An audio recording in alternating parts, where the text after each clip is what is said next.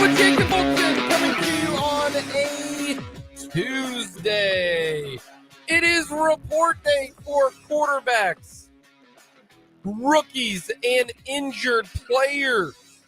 Andy Reid meeting with the media sometime in the 2 o'clock hour. We don't know when, because it's the Chiefs. But it is here. Camp is here. We will talk plenty of Chiefs. Lots of it here on Report Day on this Tuesday, July 18th. Hopefully we'll hear from Mahomes. Hopefully we'll hear from Reid in this 2 o'clock hour. If not, we'll be able to grab him in the 3 o'clock hour for 580 Sports Talk. We will get to a little bit of Royals news. We'll talk with Matt Derrick. He will be up in St. Joe at 12:30. Little crosstalk with Dan Lucero. We got some odds makers, a lot to get to, including headline number 4 going into the Kansas City Chiefs season and for training camp. Must listen to radio. Mitch Holtis and his Chiefs training camp reports. That starts on Monday at 5:20. Always a pleasure on 580 Sports Talk. So we got a lot to get to on this edition of Mic'd Up. As always, let us know your thoughts. Hit us up on our text line, 785-272-9429. Outside of Topeka, 785-272-9429. It is so simple. It is so easy. If you want to go back to the old school days on your phone, 272-WIBW. Do you think kids these day and age know that we used to be able to spell things based on numbers on our cell phones? You still can. Well, I mean, yeah, but like, do you think they really process like we had to do it that way? That like if you were texting somebody in the old days, you were hitting that number as many times as you needed to get those letters on there. Oh, I used T9 back in the day. Oh.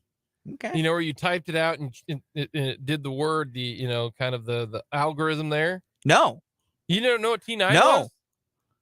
When I was a youngster, when I was, which is weird because you were younger, like how this works is your thing happened before my stuff. So what you did was, let's say you wanted to type the word phone.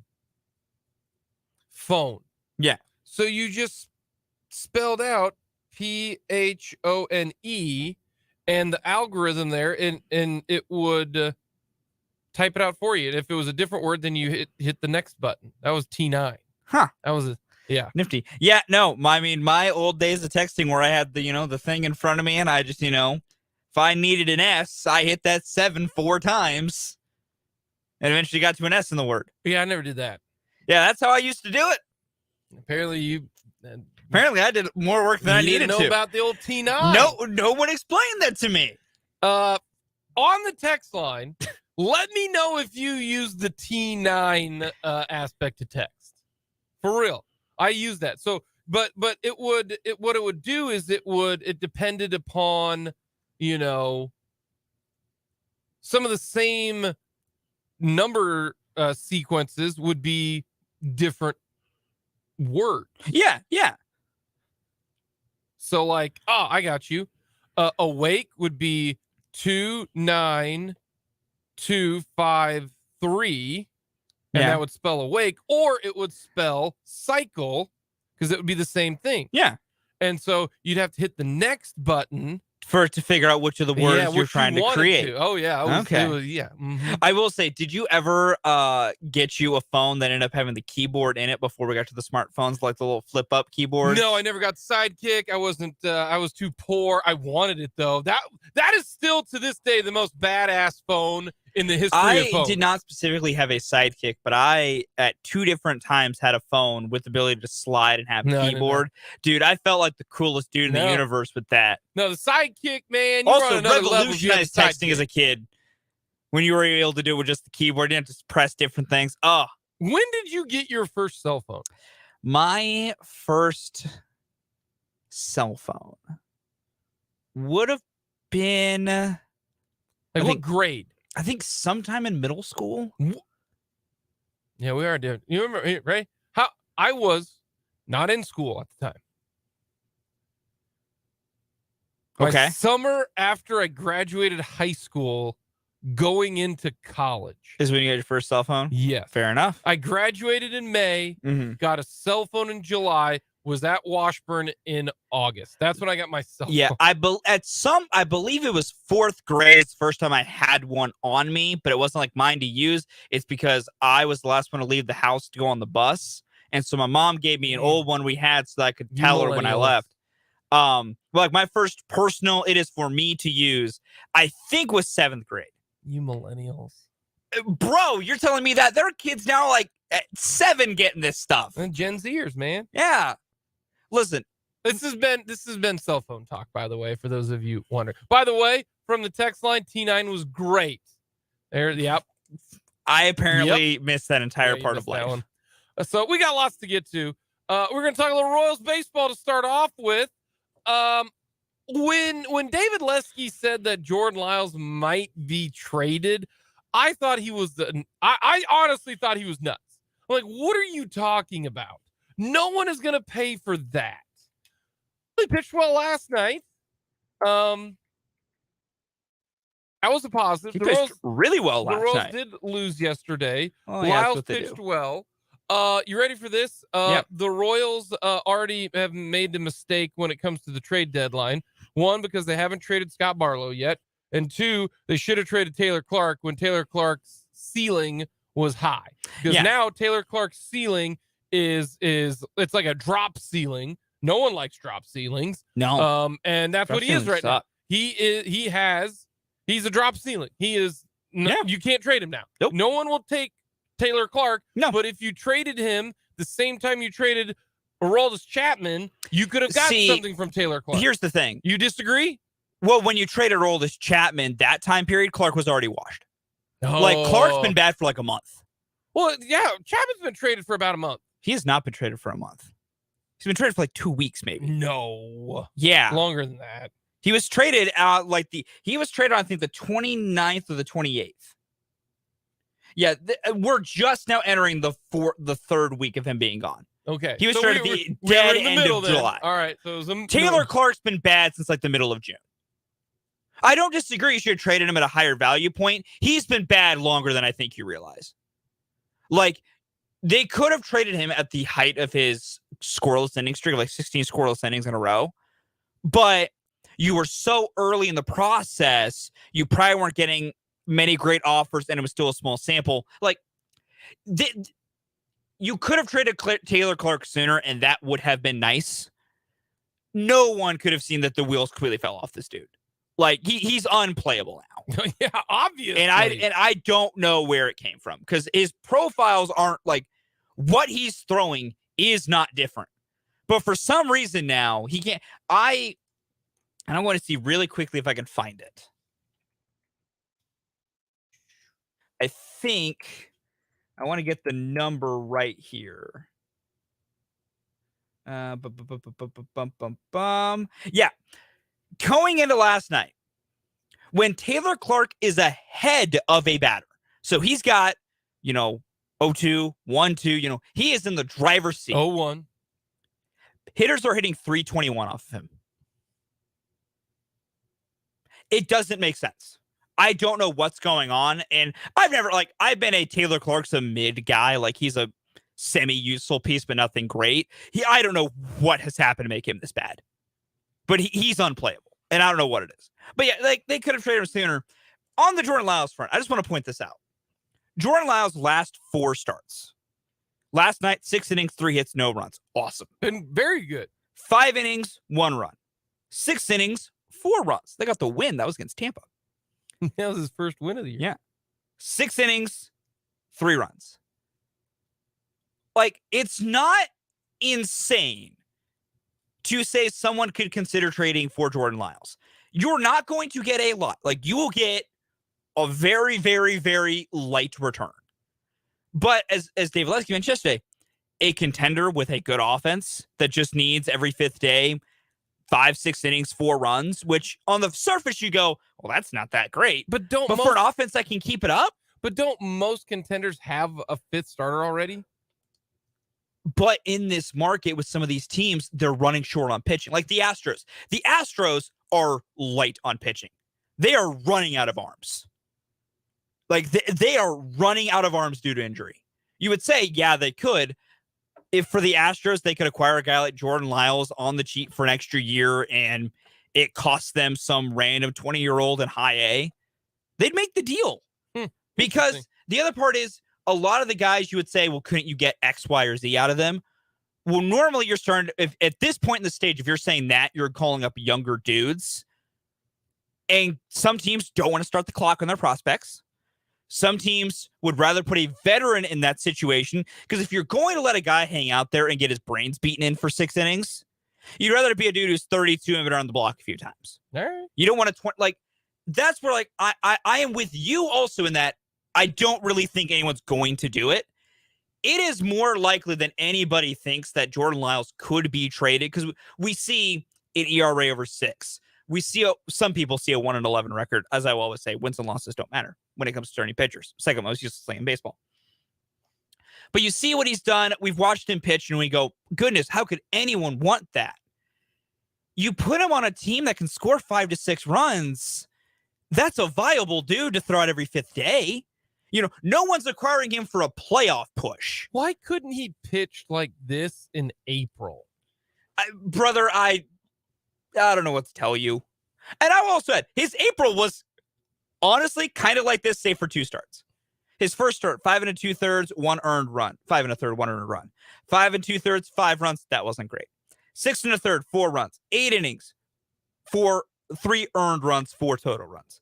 6 innings, 4 runs, then 4 and 7. That was bad. Like, he had 2 bad starts in April. The rest were 6 and 4 is what you expect when you get Jordan Lyles. That is true. Like, his April was this. The Royals offense was just really bad. Made me want to take my eyes out of my skull bad.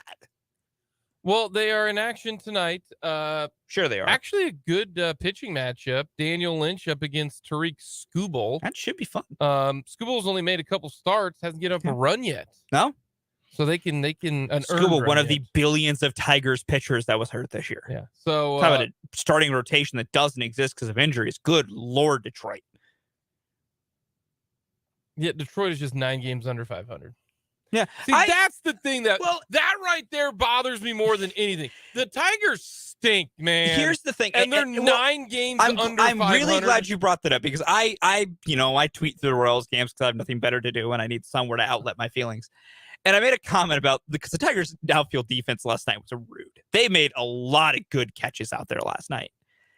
And someone took one of those tweets and pointed out that, and I don't know what they were going for with this, but that the Tigers are already farther back along to being somewhat decent than the Royals are.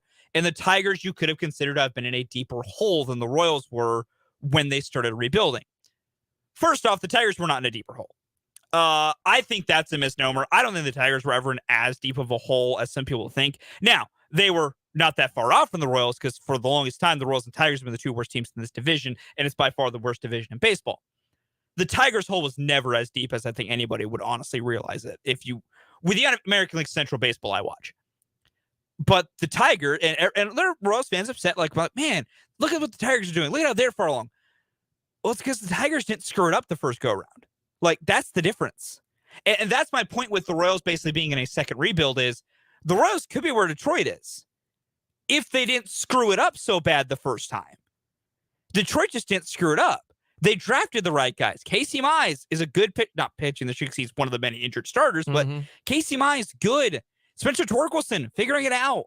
Riley Green, really, really good. Like, Derrick Skubal, good young arm. Matt Manning is good. Like we saw how good he was last time, then he was part of a combined no-hitter in his last start prior to that. Like, Matt Manning, good. Spencer Turnbull, good. Yeah, the Tigers, better than the Royals. And it's because, and like I said, it is nothing more than just the Tigers didn't screw it up.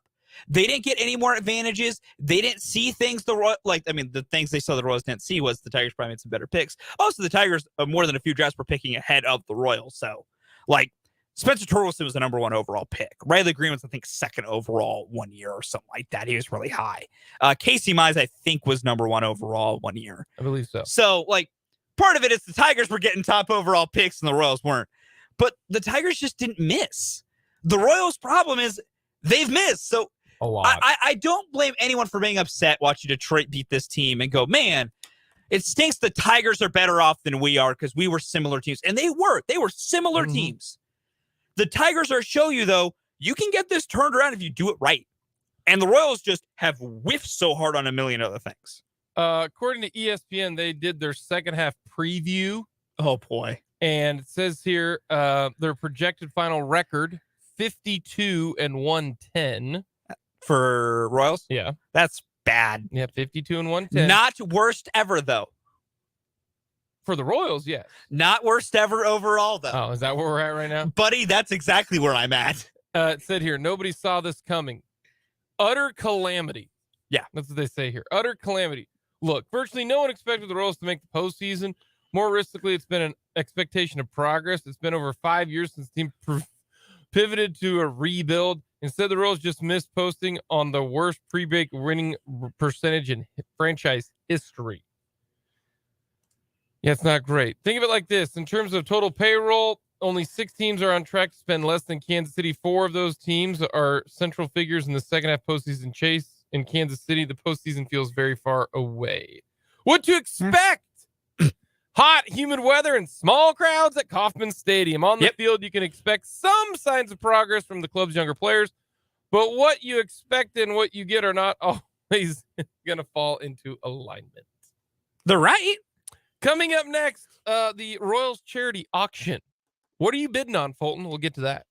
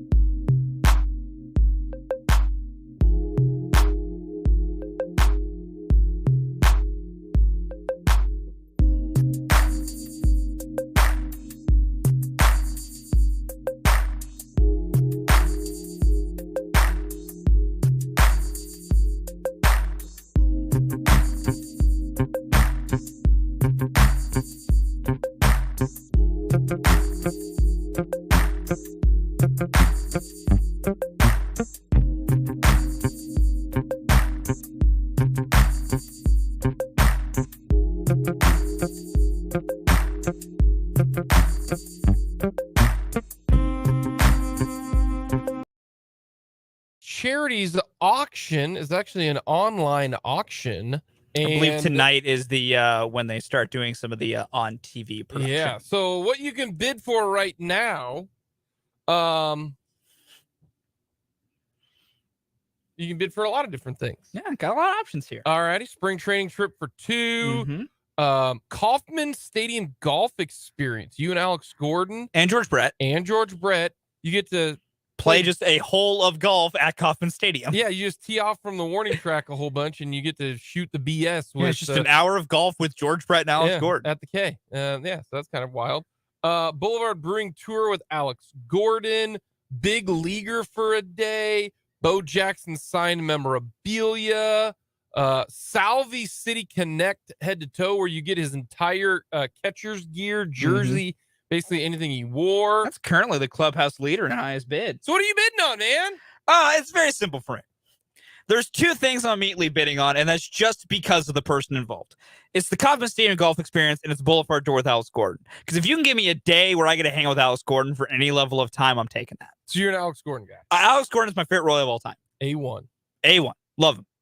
Love Alex Gordon. Those 2 easily. Then I'd also bid on the other option would be spring training trip for 2, because I go out for spring training and they pay for my accommodations. I know, that's not bad. Yeah, they pay for your airfare. Included. They pay for your hotel. You get the 2. You get 2 tickets. You get a VIP experience while there to kind of hang around the facility. I know, that's kind of nice. Those are my top 3. Those are probably the only 3 I would bid on. I don't need stuff. As much as the Savvy gear and the Bo Jackson are cool, I've never been a memorabilia guy. I'm just not. All right, I don't judge people that are. It's just not me. Yeah. 2 things. One, if you buy and you win the Salvador City Connect head to toe, you got to put it on. You got to wear it. Yes. Like, you give it to your son who's a catcher and he wears it for a game. Yes. No, the only reason I would do that if I was old enough and I had a son who was a catcher, you know what I mean? I'd get that and be like, that is your new gear. Yeah. That's your new gear. Exactly. I don't care if you fit into this. Yeah. You're wearing it. Exactly. No, 100%. That would be the coolest thing. The golf there. How about the John Sherman game day experience? This is what you're bidding on, right, Jake? This is what it says here. You're going straight to the top. It's you and the Royals chairman and CEO John Sherman for a happy hour at the K in his suite before the ball game. Do you just pepper him with questions left and right? Like, bro, why are you handling this so bad? Where's the stadium going to go? See, And he has to stay there. Otherwise, he has to be there for the hour. Here's the thing. For me, you got to be more subtle with it. You got to enjoy the drinks, chat him up a little bit. It's slide in the occasional dig. Like, just the occasional subtle shot at him or the team. Or just like, man, who? Those Tigers know them, and they're drafting pretty well over there. I wonder if we could have gotten a couple of those players. No, I think you either got to go full heel and just berate him for 2 hours, or you play the maybe I can befriend him, and then you get the the result of it. Maybe the benefits being friends with a rich guy. Yeah, that's true. It's a networking opportunity. Hit it off with John Sherman so well. It's a networking opportunity. That he's like, man, this guy's a good dude. Maybe they go golfing together. Maybe do something like that. Like, you got to go. That's why you got to keep it subtle. I don't think you can go full heel. But you can't even go heel at all. You got to go like brown. Fair enough. You I feel it. Ass. That's what you got to do. So, yeah, those are some of the things that you can vote on, or not vote on, but try to bid on. Coming up next, we are going to talk with Matt Derrick on all things Chiefs.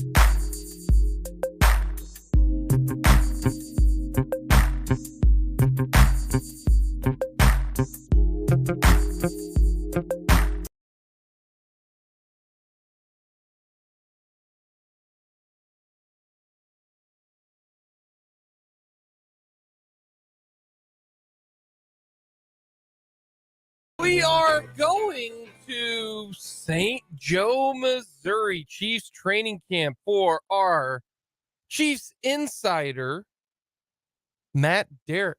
On the Fleming Place Wine and Spirits phone lines is Matt Derrick from ChiefsDigest.com.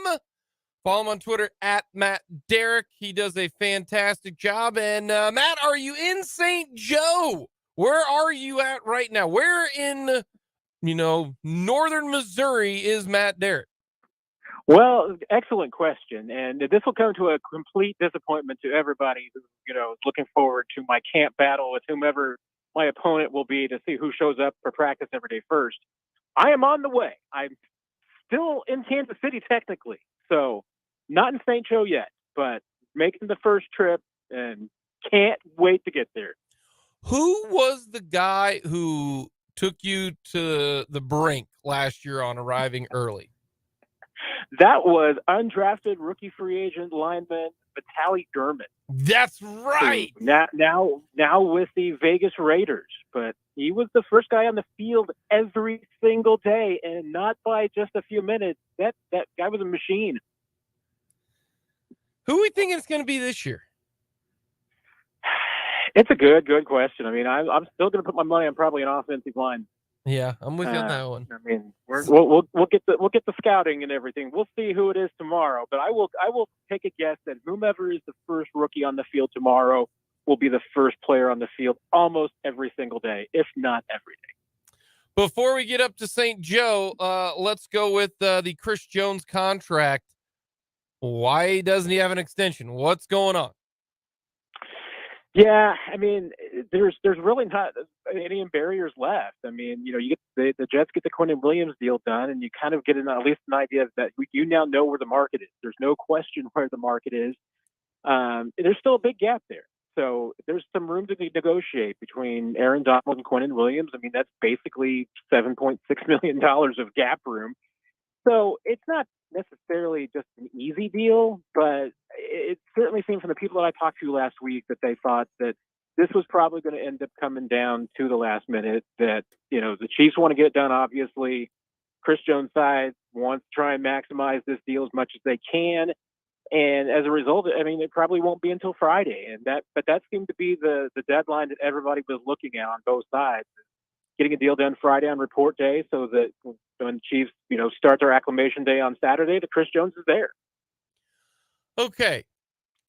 Who is being more, or who is likely to be more unreasonable? Is it the Chiefs or is it the Chris Jones? And the way I'll frame this is, are the Chiefs being we'll pay you $25 million and $1, so you'll be the second highest paid defensive tackle above Quinnen Williams, and they're kind of being unreasonable by not budging from 25, or is Chris Jones being unreasonable because he's like, I want $31 million. I think I'm the best defensive tackle in the game. Who do you think is more unreasonable? I think that's a difficult one to call, because I think both sides have legitimate reasons for digging in on their positions about where they are. Now, I mean, if you wanted to say that the Chris Jones side had been maybe more unreasonable simply because they were really waiting out Quinnen Williams and had plenty of time to negotiate and really chose not to until they saw all the other deals that were done and Williams got his deal done so they could kind of see where the market was at, I buy that argument. But right now, I mean, you've got two sides coming from two different directions. I mean, Chris Jones, by all rights, you know, should try and get as much money as he can. It's a business. But conversely, the Chiefs are not, you know, just flooded with cash. They can't really keep him on the deal that they've got. They can't necessarily make him, you know, a $30 million player. So I don't know. I mean, to me, I think that I don't even know if I could call both sides unreasonable, because I think that they both have a logic to their decision making. But I would probably just say right now, I would put it on the Chiefs, just because once you get to Saturday and once the players get on the field, then I think it's just the Chris Jones, because at that point, I think it's time. Hey, you need to get a deal done. You're going to be the second highest paid defensive tackle in the league. You know, your quarterback has left money on the table. If you really want to win Super Bowls, and that's the attitude of this team, the biggest stars in this team have left money on the table. Chris, you know, Travis Kelce's done it too. Your turn, Chris. Why don't they just meet in the middle? Hey, Chris, you want 30? We want 25. Let's do 27 and a half. Like, how is that a bad plan? I just did the deal. Way to go, Jake. I'm not even asking for a ton of money. And, you know, it's not. I mean, until, you know, you start doing the math and like, okay, well, you know, hey, that, you know, maybe $2 million more than the Chiefs want to spend over 3 years. And all of a sudden that's $6 million. That's a good player. You know, I mean, the Chiefs could get maybe several good players for $6 million. And they are right up against the cap. So, you know, and they've got to figure out how to make the deal work somehow. And that is going to be, I don't even know if the average money will really be the biggest, you know, block with this deal. I've all along thought it was probably going to end up being the structure, just as far as how much money that they can get Chris Jones immediately, because there's a limit to how much the Chiefs can really put into bonus money as far as the prorated contract. So it will hit year one. They probably need this thing to be backloaded a little bit. And hey, if I'm Chris Jones, I don't really want it backloaded. I mean, I was going to get $20 million in cash this year. I want that at the minimum. So I don't know if it's after this is all done. I don't know that we'll find out that, hey, 25, 27, 29 was the holdup. That it was really just more of, how do you structure this in a way that makes sense for both sides?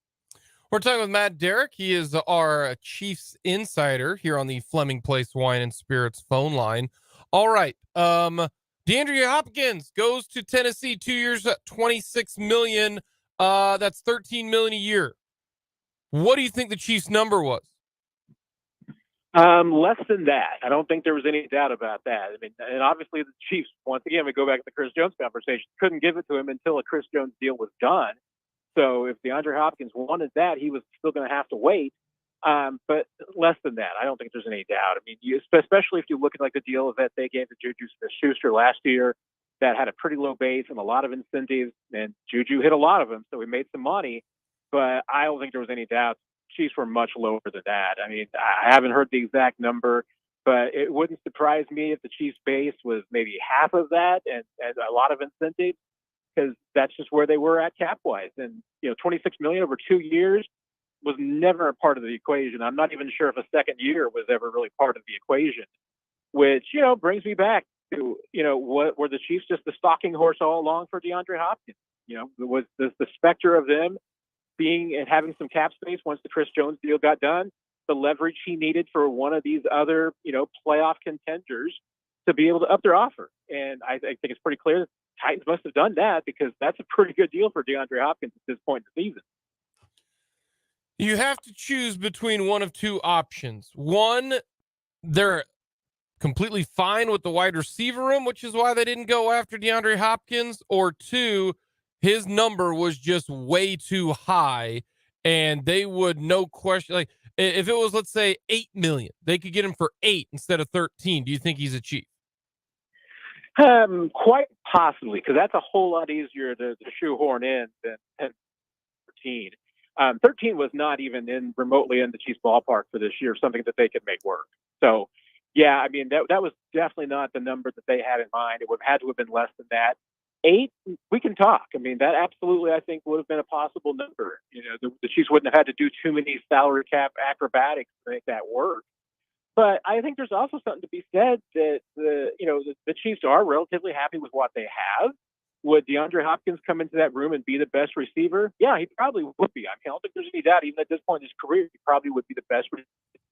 But when you factor in all the guys who have had the time to work with Mahomes, work on the chemistry, work on the timing, I mean, we've seen it can take more time than, just one season. And DeAndre Hopkins hasn't had any of that offseason work. So I think you have to calculate that in. And that's one of the reasons I'm sure why, the Titans really wanted to make sure that they got a second year, because they're expecting year 2 to be a whole lot easier than year 1.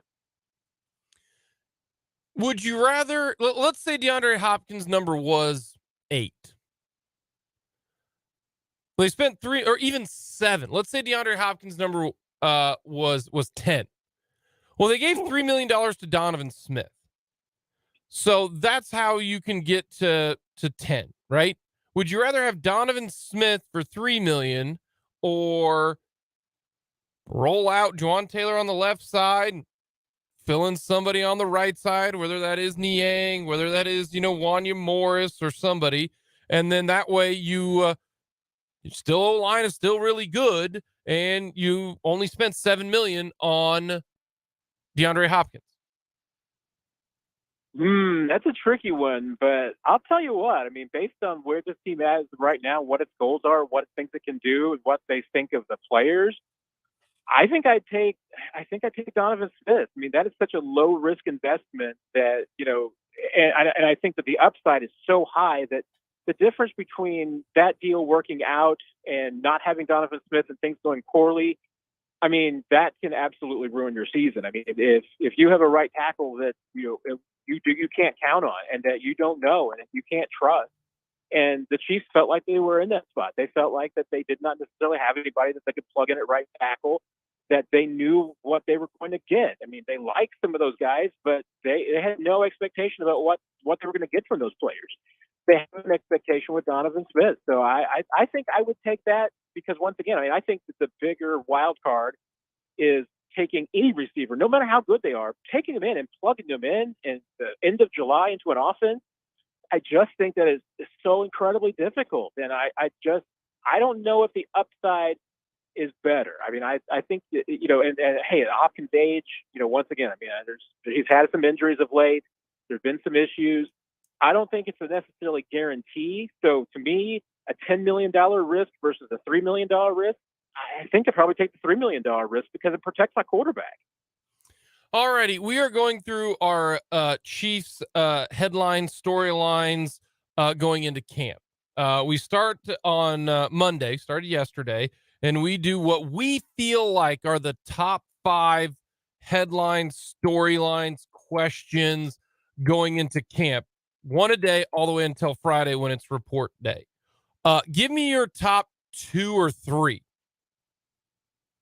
I mean, there'll definitely be the wide receiver. I mean, that's the position to watch. Okay. I mean, even though I think the competition's pretty much sorted out, just seeing how these guys fit in, who's ready, who's not. I mean, that entire room has got a lot of questions. So I think that's going to be a big one to watch. The secondary, another big one. I mean, there are some question marks. There's a lot of great talent there. I mean, I think the Chiefs are going to have some really tough decisions to make at cut down, barring any injuries, because I think they've got maybe 1 or 2 too many NFL players right now. That's going to be a really tough one to me.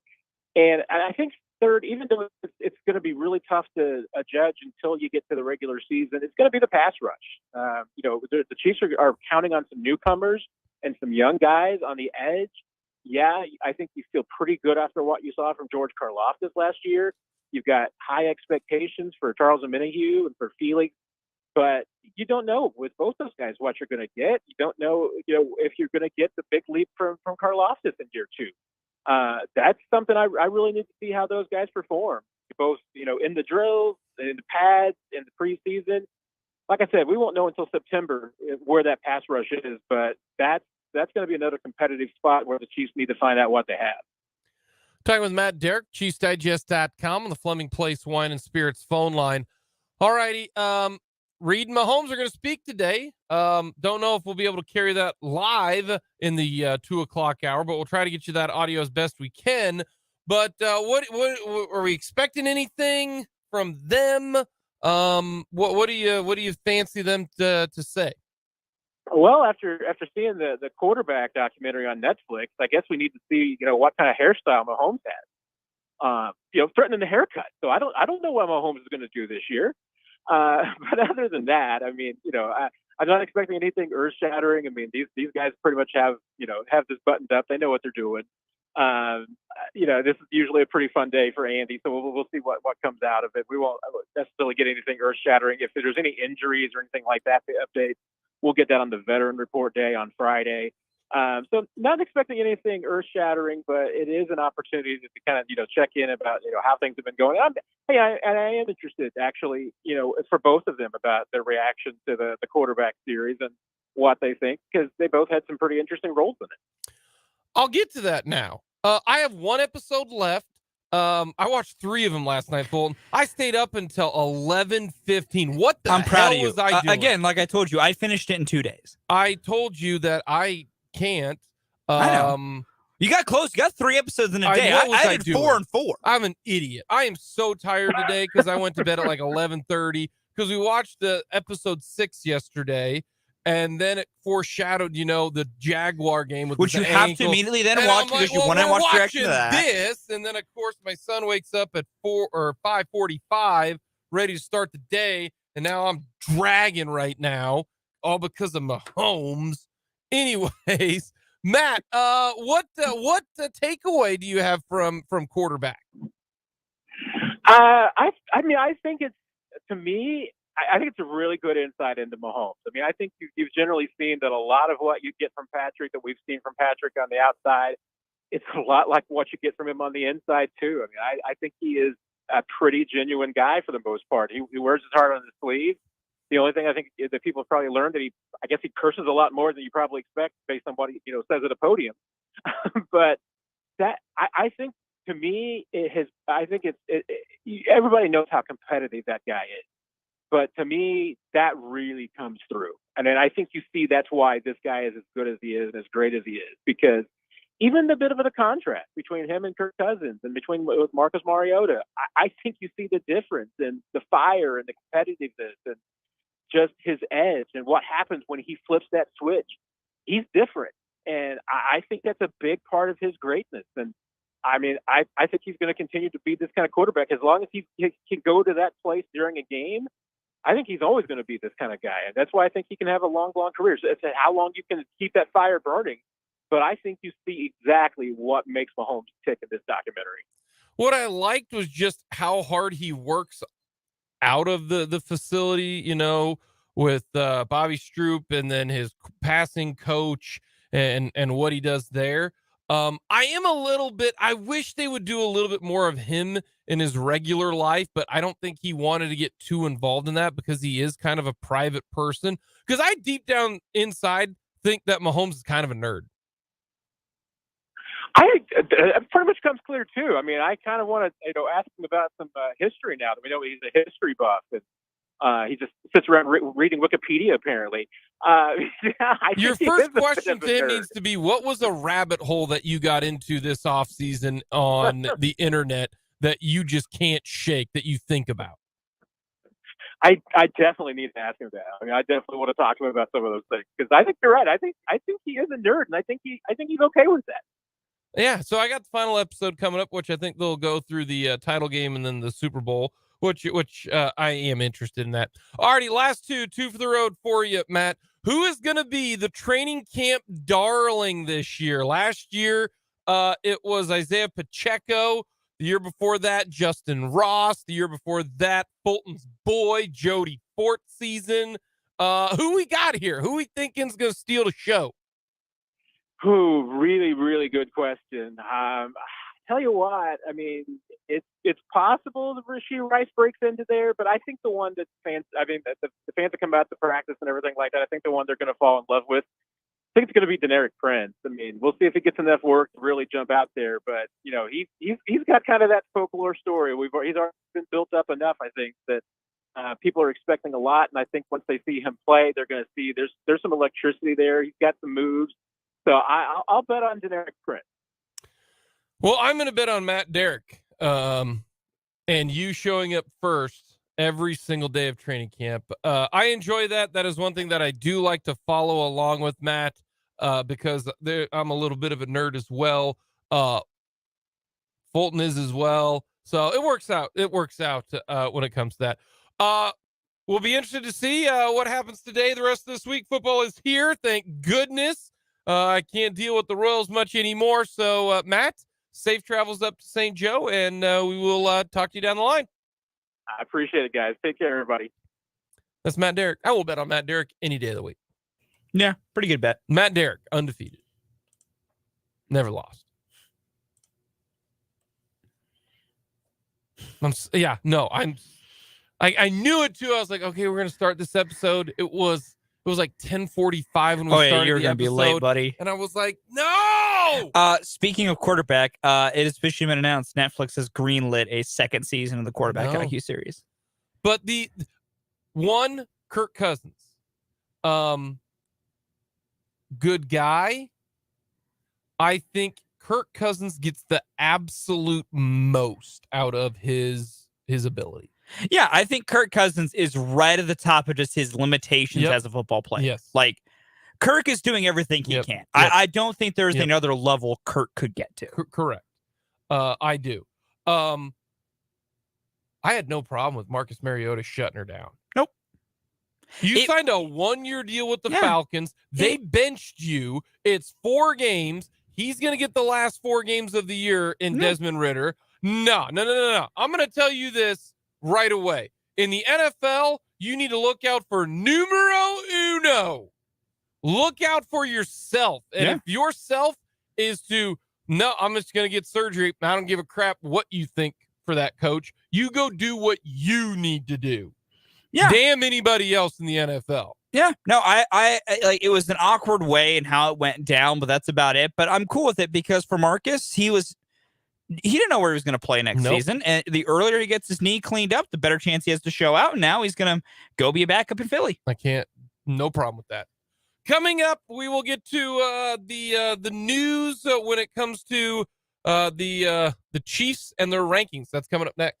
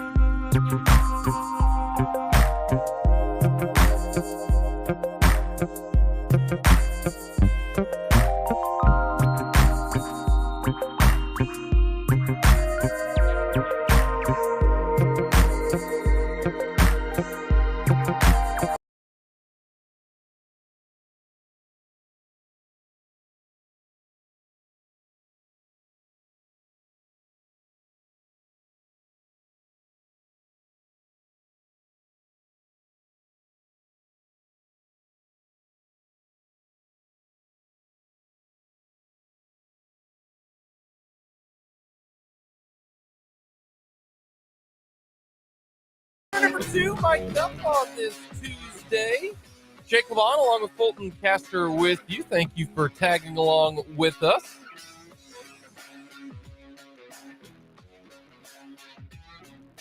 Today is National Sour Candy Day. Did you know that, Fulton? No, you didn't. I didn't before I saw it on our rundown. And now you do. And so we're going to go with our favorite sour candies. Pretty simple. Nice. Are you a fan of sour candies? Certain ones. So not all sour candy, like not just the concept of sour. So but like I do like sour candies. So you, Like, I like specific ones, but just Okay. because something is sour does not mean I want it. So would you say you like sour candies? Yeah. Okay. That was what I was I probably went more specific than I needed to, but Yes, Big Shot you Fulton did. went more specific than he needed Yes, to. you Big did. surprise. We're going to talk with Dan Lucero as well at the bottom of the hour. We'll get to our Chiefs headline number 4. Interested to know where Fulton is going with his headlines. Also, could our headlines change? Could one of your headlines change if Chris Jones gets a contract extension? Nope. No? Nope. So if he doesn't get a contract, no big deal for this upcoming year? Yeah. He's still going to play this year, obviously. Yeah, he's going to play. He's not, He's going to play. They'll try and extend him in the offseason. Franchise tag if they need to. Yeah. Not going to Kick factor that in. can down the road. Okay. That's not a storyline for you for this upcoming season, is the Chris Jones contract? It will be until Friday, and if he doesn't get a contract, then... my opinion might change coming up Friday. I still am also so strongly entrenched that it's just going to get done. So you're just like, it's going to happen. He's going to be on the team for a while.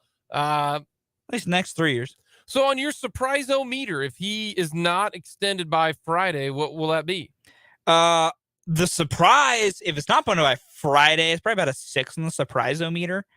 But you think it's going to get done, though, so... I do, but, like, I get if it's not. Like, It's one of those, like, even though I think it will... it's not like I can totally see the realities where it's not. I understand to see it. You're not going to be like surprised if like an alien all of a sudden shows up. Yeah. It's not like, that would be what, a 10? Yes. Okay. On football terms, if the Chiefs announced Friday Dalvin Cook had signed a 1-year contract, that would be a 10 on the surprise meter. Okay. Like, what are we doing? Like, okay. I don't foresee that happen. That's why. And the concern meter does start to creep up just a tiny bit. Okay. A little bit. All right. I got you. So we got plenty to get to. Let us know your thoughts. Hit us up on our text line. Also, check us out on YouTube. It's very simple, very easy. If you want to join us on our YouTube channel, you go to youtube.com, type in Sports on 580. That's Sports on 580. Click the subscribe button, and you can check us out all on YouTube. All the past episodes, all of that on our website. We started this Friday. The ranking of the NFL positions, okay? And they finished up over the weekend and yesterday, and I wanted to get to all of them today just on where the Chiefs end up.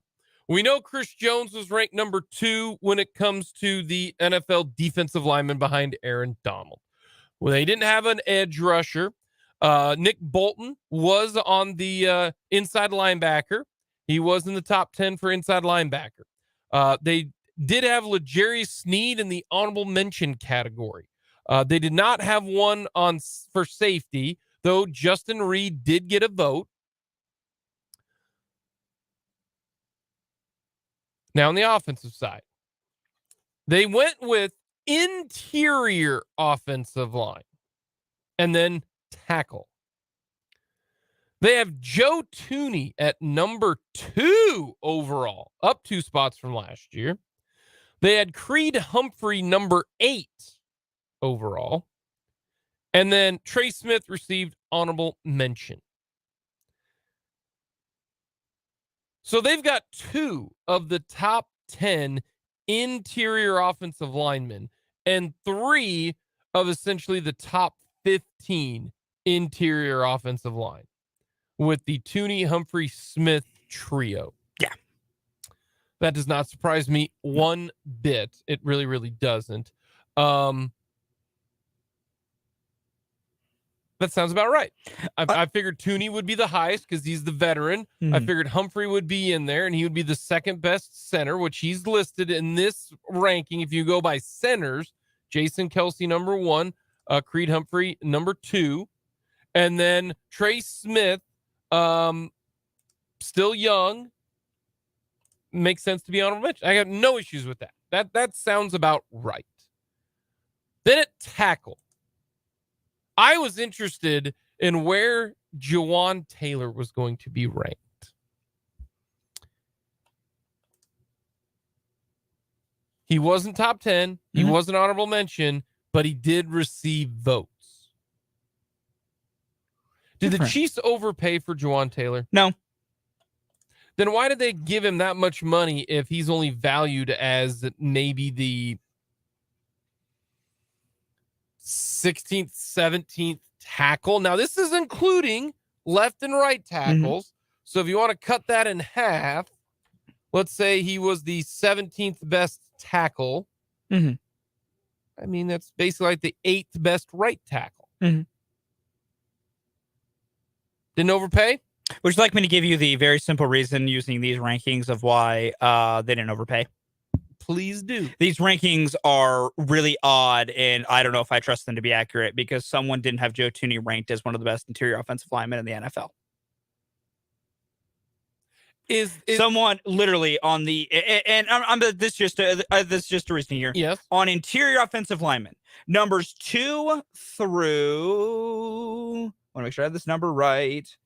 2 through 7, all were at the highest ranked of 1, all at the lowest ranking of unranked. Somebody out there said Jason Kelce was the best interior offensive lineman in the NFL. I could believe that. Jason Kelce's best center in football. Someone had him unranked. Someone had Creed Humphrey, the pound for pound second best center in the NFL, unranked for interior offensive lineman. Like, we can get into a hemming and a hawing of exactly how good Juwan Taylor is and, did the Chiefs overpay and yada, yada, yada. I'm not trying to say these rankings are completely invalid. They could do get some right. Trent Williams, number 1 tackle in all football. That's fair. Someone had Laramie Tunsil unranked for offensive tackles. Like, again, like someone had Lane Johnson unranked for offensive tackles. Someone had Jordan Mailata unranked. Like, I'm not trying to completely dog these because I think there is some value to these. But if they're the only data point someone wants to bring men overpaying, I will ask them to come back to me when they want to have serious conversation. The reason I'm okay with that because they go on average and on aggregate, and so that's why I don't have a problem. Because if when I look at all of these, this is why they need to have more than just 2 people ranking them, and they've got more. Overall, on all of these rankings, I think they're pretty accurate when it comes to who's in the rankings and who's in the top. Because just on sheer, we all can't agree that we breathe oxygen. Somebody's going to be like, we don't. And I want to meet that person and ask them, but that's the way did they get dropped in their head too much as a child? That's the way it works, But overall, I can see how they got these lists. Okay. Tight end, Travis Kelce, listed as number 1. I think Travis Kelce should have been unanimous. Agreed. Someone had him second, which if you want to put Kelce second, okay. Someone had Kittle ranked number 1, and they had Goddard ranked number 1. I don't think there's any way in this universe that Goddard is the best tight end in the league. No. But they had Kelce number 1. But overall, they've got him number 1, which is correct. Overall, Thuney is top 5, which is correct. Overall, Humphrey's top 10, which is correct. That's why I bring to the point with Taylor getting $20 million a year for not being a top 8, top 5 tackle is interesting. That's where I says you always overpay in free agency. Well, that's just 100% correct. So that's why I do think they did overpay for him. But if there's one position I am willing to overpay, it is the offensive line, because you got to protect 15. You've got to protect 15. I will add this as well, because I will say this. I will add to all this. I think it is a valid question to ask. I want to make that clear. I think, Jake, you are asking a valid question. What I will also add is this, particularly to these rankings. There are two right tackles on this list that are in the top 10. Lane Johnson, and then I believe Penei Sewell. Yes. Penei Sewell moved back to left Nope, tackle. he's right. He is a right tackle. Those are the two in the top 10 that are right tackles. In the honorable mention section, Ryan Ramczyk is a right tackle. And Brian O'Neill is a right tackle. Tyron Smith, I don't know where they're keeping him these days. I think they're still keeping him on the left side. Either way, I wanted to go in this based on money, because I think this is an important question to ask. Lane Johnson is the only other right tackle per average paid more than Juwan Taylor. Juwan Taylor, by average annual value, is the second highest paid right tackle. So Lane Johnson, better than him, paid more money. That's fair. Ryan Ramczyk, you could say may be better because he was honorable mention. Juwan Taylor's making $800,000 more dollars. How old's Ramczyk? Ryan Ramczyk is definitely older. Ryan Ramczyk is 29. Juwan, 27, I believe. 25. Juwan's 25.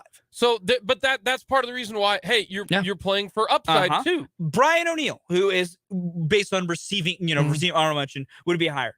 Juwan's making $1.5 million more than Brian O'Neill, who I could not tell you. I barely ever heard of this man. I will not play for the Bucks. He plays for the Vikings. He's on a new contract. It was a 5-year, $92.5 million deal. Hey, you ready for this? All I know is the Vikings offensive line stinks because every damn play Kirk Cousins was on his tail. But like that's my overall point when it comes to money. Like the three right tackles you could say are above him based on this list. One is paid more than him.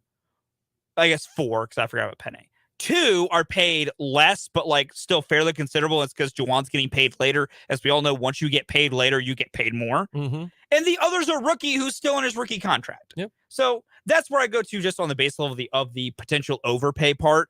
I think compared to the guys who you say he is as good as, he's right in line. Mm-hmm. Like he's there with Ramczyk and O'Neill and guys like that, and his contract's consummate. Yeah.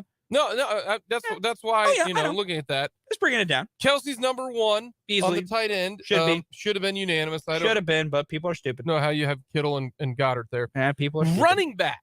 They had Nick Chubb number 1. Okay. Nobody voted for Pacheco. He did not get a vote. Let me ask you this question. Fulton, James. Not my middle name. Not your middle name. This day, I don't even know if you actually know what it is. I didn't think so. You're just keeping up the joke. We're going to keep trying. It's fair. All right. Yeah. This time next year, this gets released. Does Isaiah Pacheco finish top 10, honorable mention, or gets at least 1 vote at this time next year? I think he at least gets a vote. Okay, so you're going to go with the RV. He's going to get an RV. The problem for Pacheco. What kind of RV are we talking about? Winnebago. I'd rather have an Airstream. I know you would. The problem for Isaiah is he plays for Kansas City. They're not going to run the ball enough where I think he's going to get because the guy, let's talk about the guys up here. Like on the top end, you have the unsurprising Chubb, McCaffrey, Josh Jacobs, Saquon, Derrick Henry for your top 5. Your honorable mentions. Aaron Jones runs the ball a ton in Green Bay, also catches, but mainly runs the ball a lot in Green Bay. Maybe Pacheco starts catching it more. Dameon Pierce runs the ball a ton for Houston. Breece Hall was running like crazy before he hurt his ACL. Travis Etienne, Ramondre Stevenson, Kenneth Walker. If the Chiefs lean to be more willing to run the ball more, I think there's a chance he can crack some of these lists. I think the fact that the Chiefs are so pass heavy, it's going to have nothing to do with the talent of Isaiah Pacheco. I think for these voters, they're going to look at numbers and traditional running back roles. And I think Pacheco's just going to not really fit that niche. And I think Isaiah Pacheco, based on talent, should be honorable mention at least. But at the same time, depending on now, I will say, he's right for this year for them to leave him off. No offense to Isaiah. He was a half a year starter who's gotten half a year's worth of looks. Let's not get ahead of ourselves. But I do think if he's able to have another year in a full season like he did last year, like let's say, he gets to 1,000 rushing yards. You should definitely give him some votes, if not honorable mention. But I don't know if he's going to get something like that because just the nature of the offense he plays in. She's still got to find running back, though. And just running back discourse has just taken a turn in the past few days. I don't know why. Why are people all of a sudden they're not paying? You ready for this? Are you ready? Okay.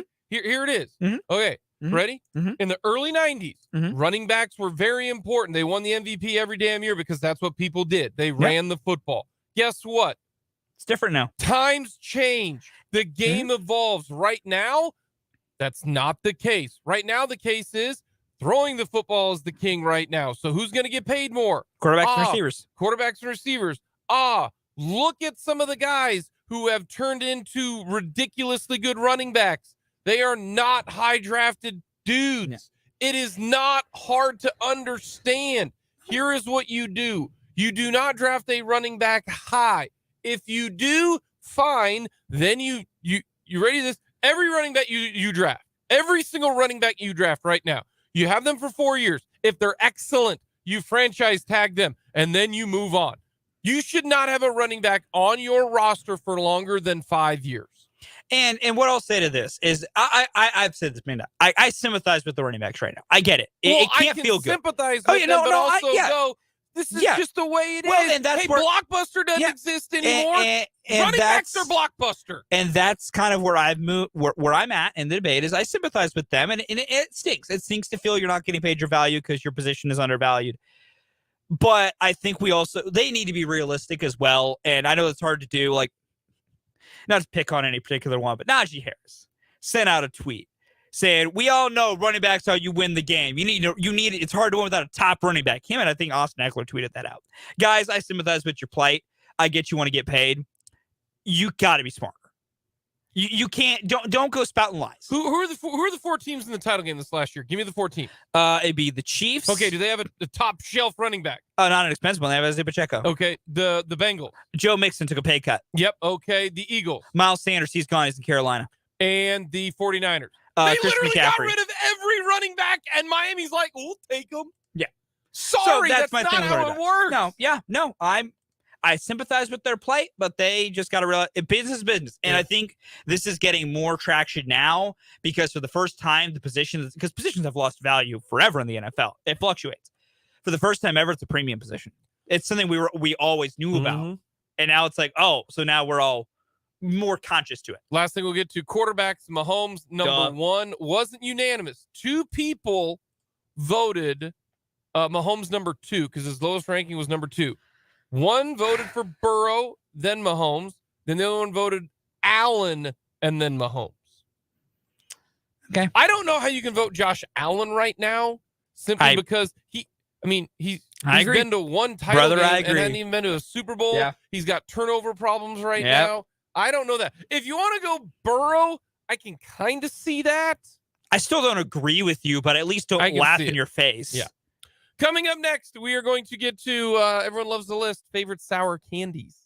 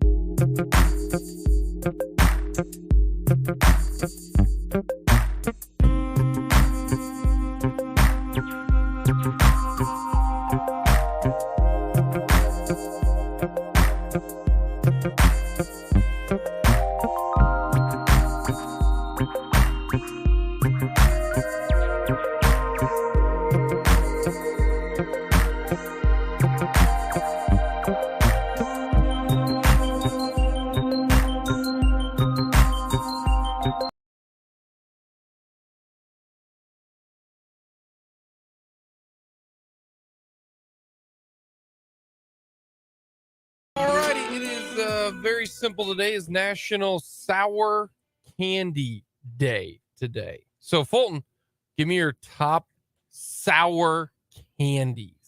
Number 4 for me, they have a better name than this, but this is all I can think of their name. Like they're like little sour straws, like the little thin sour candies, like long ropes of sour candy. Okay. Delicious. Okay. I call them sour straws. They're very tasty. Number 4 for me, man, the good old Warhead. Oh yeah, I love a good old Warhead. just They come in really individual things. tightens the facial Oh muscles. man, them Oh. hit you hard. The Mhm. good old Warhead.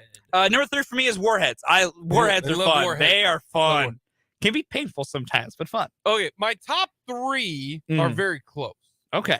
I don't know if this is considered sour Oh, or boy. not, but I'm going with the sour apple Jolly Rancher.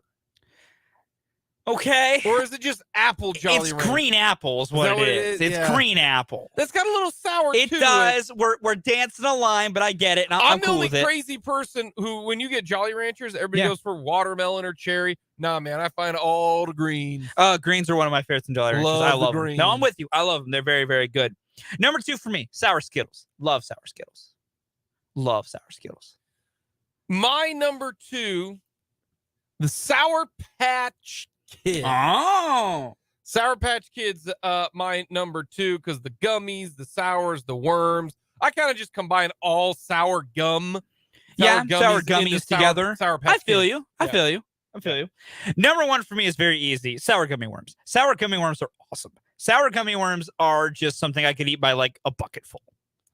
It's not good for me. I love sour candy. I think it's great. Mhm. Number 1, though, and that was your number 2. Sour Skittles. Man, They're sour good. Skittles are just, Sour Skittles slap. they're so good because slap. it's a 2-in-1 candy. Yeah, it It's is. Sour Skittles. Yeah. And then when the sour wears off, It's just Skittles. it's a Skittle. And Skittles are great. Skittles are fantastic. I get your point. They Feel are you. so good. Double whammy. Coming up next, we'll talk with Dan Lucero here on Mic'd Up.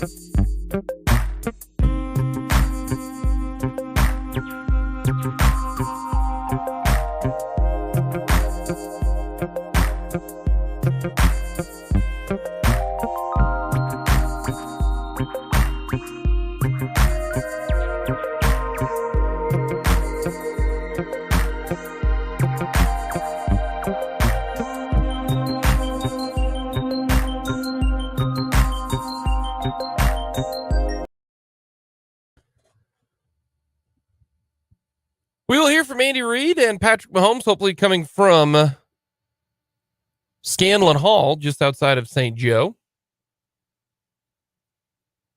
Coming up in the 2 o'clock hour, about an hour from potentially right now. We'll get to that. We'll get to our Chiefs headlines, number 4, coming up today as well. From the text line, I despise any sour candy. Yuck. I feel sour candy is either you really like it or you really hate it. There's not a lot of it's okay. I just don't like. I like sour candy. I think sour candy is good.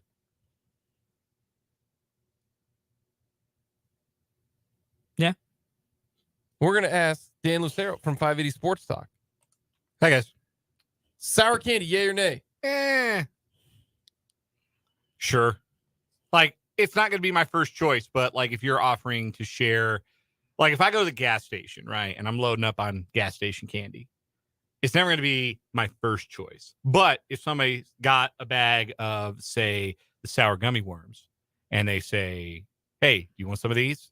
I will say yes. What's your see? To me, if I go to the gas station for gas station candy, I don't have a preconceived notion of just Gummy lifesavers. Every time. Every time. Every time. Every time. Every See, single time. I got a different feel. Like or gummy bears. Yeah, gummy bears are my go-to. I'm a big I consider myself a connoisseur in the world of gummy. And speaking of, okay, so I have a favorite sour candy. You ever been to a Trader Joe's? No, I can't say I have. Maybe once. Trader Joe's. Anyway, they've got these, I don't know what the hell they're called, but they're sour gummy candy and they're in the shape of like sea life. So you got like a blue raspberry dolphin, and you've got a pink watermelon, like the clamshell, and you've got I don't remember what the hell orange is, but then you got like a starfish that's red, and then there's and they're sour, and they're awesome. They're awesome. See, when I go to a gas station, there are times where I'm feeling I need chocolate. There's sometimes where I'm feeling I need sour. Sometimes I'm feeling like I need some heat, so I go with the cinnamon bear. Like I don't have a like you walk in there and you're like bam gummy something gummy something gummy me. Yeah, I'm a little bit more gummy me, bro. I'm a little bit more of a because if I'm buying depends on the mood. Because if I'm buying gas station candy, it's probably I'm not like going in there to buy gas station candy to take to my home. Like it's going to be something I eat like while I'm on the road or something, while I'm doing a road trip, or while I'm got like a long day ahead of me where I'm away from the house. So yeah, something a little nosh on, because you can't eat gummy fast, right? You can't eat like a whole thing of gummy like right off rip, because then you get what do you eat right off rip? Like if it's a candy, I'm just gonna like funnel them into my mouth. Yeah, peanut butter M&Ms. Okay, yeah. Okay, yeah. Or Reese's Pieces, something like that. Like sometimes I'll just walk down the aisle and I'll be like, oh man, and I'll grab one of them. More of an impulse buyer instead of a preconceived buyer. This has been 580 Candy Talk. Yeah. I just do respect like that Dan, like a good Colorado native, is a big fan of gummies. Not those. You can only do one of those, half of one of those at a time, brother. Also, they are not legal in the great state of Kansas, so I wouldn't even know where you would get some. Except true. The state to the west and also the state to the east. And also the state to the south. And maybe somebody in the state to the north. Get on the train, Kansas. A lot of money in it. Not my money, but a lot of money. Yeah. But I don't get down, but I know people do. Hey, for real though, I cannot stress this enough. If you do venture to one of those states and you decide to go the food route, I cannot stress this enough. A little goes a long way. Yes. Everybody knows that. No, I don't. I think you Not are. everybody. I think you are completely false. Everybody should know that. I think everybody should know that. They should know a little goes a long wrong. way, and they should know give it time. And if you were going to imbibe in the drink, the infused drink, okay, a real little bit goes a long way. Okay, I'm just pointing that out. One time I had a friend took a couple big gulps. I mean, like big sips. Yeah, like no, I know gulp. what you mean. Not like the little big gulp. And this individual normally is a chatty Cathy. Man, this dude didn't say a word for about He was 4 contemplating hours. his place in the universe. I look over there, I'm like, are you okay? Nothing. Immediately, have you ever thought about He like spoke we're with floating his eyes on a Yeah. rock? Yeah, I see that. So just to let you know, very We're little ever bit, out that way. very little bit. It was a very little way. Dan, have you watched Quarterback? I'm an episode in. My wife and I watched the You're one episode first in. episode. Okay. Yes, first episode. Haven't gotten around to second. There's a lot of good TV out right now that's about to come out, so we're pacing ourselves. We got hooked, and we watched 3 episodes yesterday. Okay. I got 1 episode left. It's the title game and the the Super Bowl. What are they going to do for that episode? Just like Marcus Mariota chilling on his couch, Kirk Cousins hosting the world's lamest Super Bowl party, and then like Mahomes actually like playing, doing his thing. Well, Kirk Cousins was at NFL Honors, so they followed him around there. I do say that. I'm surprised they didn't like write Mariota off the show, like episode 6. Just pretend he was never on the show. The Mark Brendanowitz of quarterback. Mark Brendanowitz. Hey, not trying to give you any spoiler alert, Stan. You might have hit something there with that. But come episode 7, there's not a whole lot of our Hawaiian friend, okay? I'm just going to go ahead and tell you that is mainly the 2 other individuals. It's very hard to spoil the show, as I did keep track of. It is a spinoff of a show called The 2023 NFL Season, which I binged at great length over the fall. If you know what happened in the 2023 NFL season, you got a pretty good idea of what the greatest hits going to be. Here's the thing that Fulton, that I really did come away with, is that they get destroyed in an NFL game. I think I've come around to say this. Anyone who watches the NFL needs to do this. Find a way to do it. Rent out or save every front row seat of every single NFL stadium for every single game. And every NFL fan needs to be able to watch a game from like the sidelines or the first row. And you will come away with a completely different appreciation for the game of the NFL. I believe it. Like watching that. Yeah. I got to ask Brendan if the Vikings O-line was that bad, because my goodness. Feels like Kirk's getting killed every play. Every damn play. Every play. My other big takeaway, Dan, that I have found from this, and we'll see if you feel the same way, is that I hate how much I like Kirk Cousins now. Interesting. Yeah, I heard that. Jake had kind of mentioned that you were joining the Kirk Cousins Kirk Hive. I wouldn't go that far. I still think he's not a great football player. I still contend that man's not a great football player. I think he is better than average, but he's better than average. As we spoke about this, and I just saw someone tweet this out a little bit ago. After watching quarterback, I liked Mahomes more than the normal person. After watching quarterback, he is now on a different level than anyone. Yeah. And so, you can kind of see that as well. No, Patrick. But there's a big difference between what Mahomes is doing on the field and what Cousins is doing on the field. And if you can't see that from quarterback, then you're one of them people who don't have Joe Thuney ranked in the top 10 interior offensive linemen. But that's what I got. You don't know ball. I found that out. I'm interested in the last episode because we're getting up to the title game and his rehab with his ankle, and his ankle looks purple. That ain't fun. Anybody who's had a purple ankle knows what that's all about. But I think it's I'm excited for it. Looking forward to it. We'll it might be the weekend. Justified's back tonight. That moves to the top of the list. But, we'll work it in. My wife and I will get it in.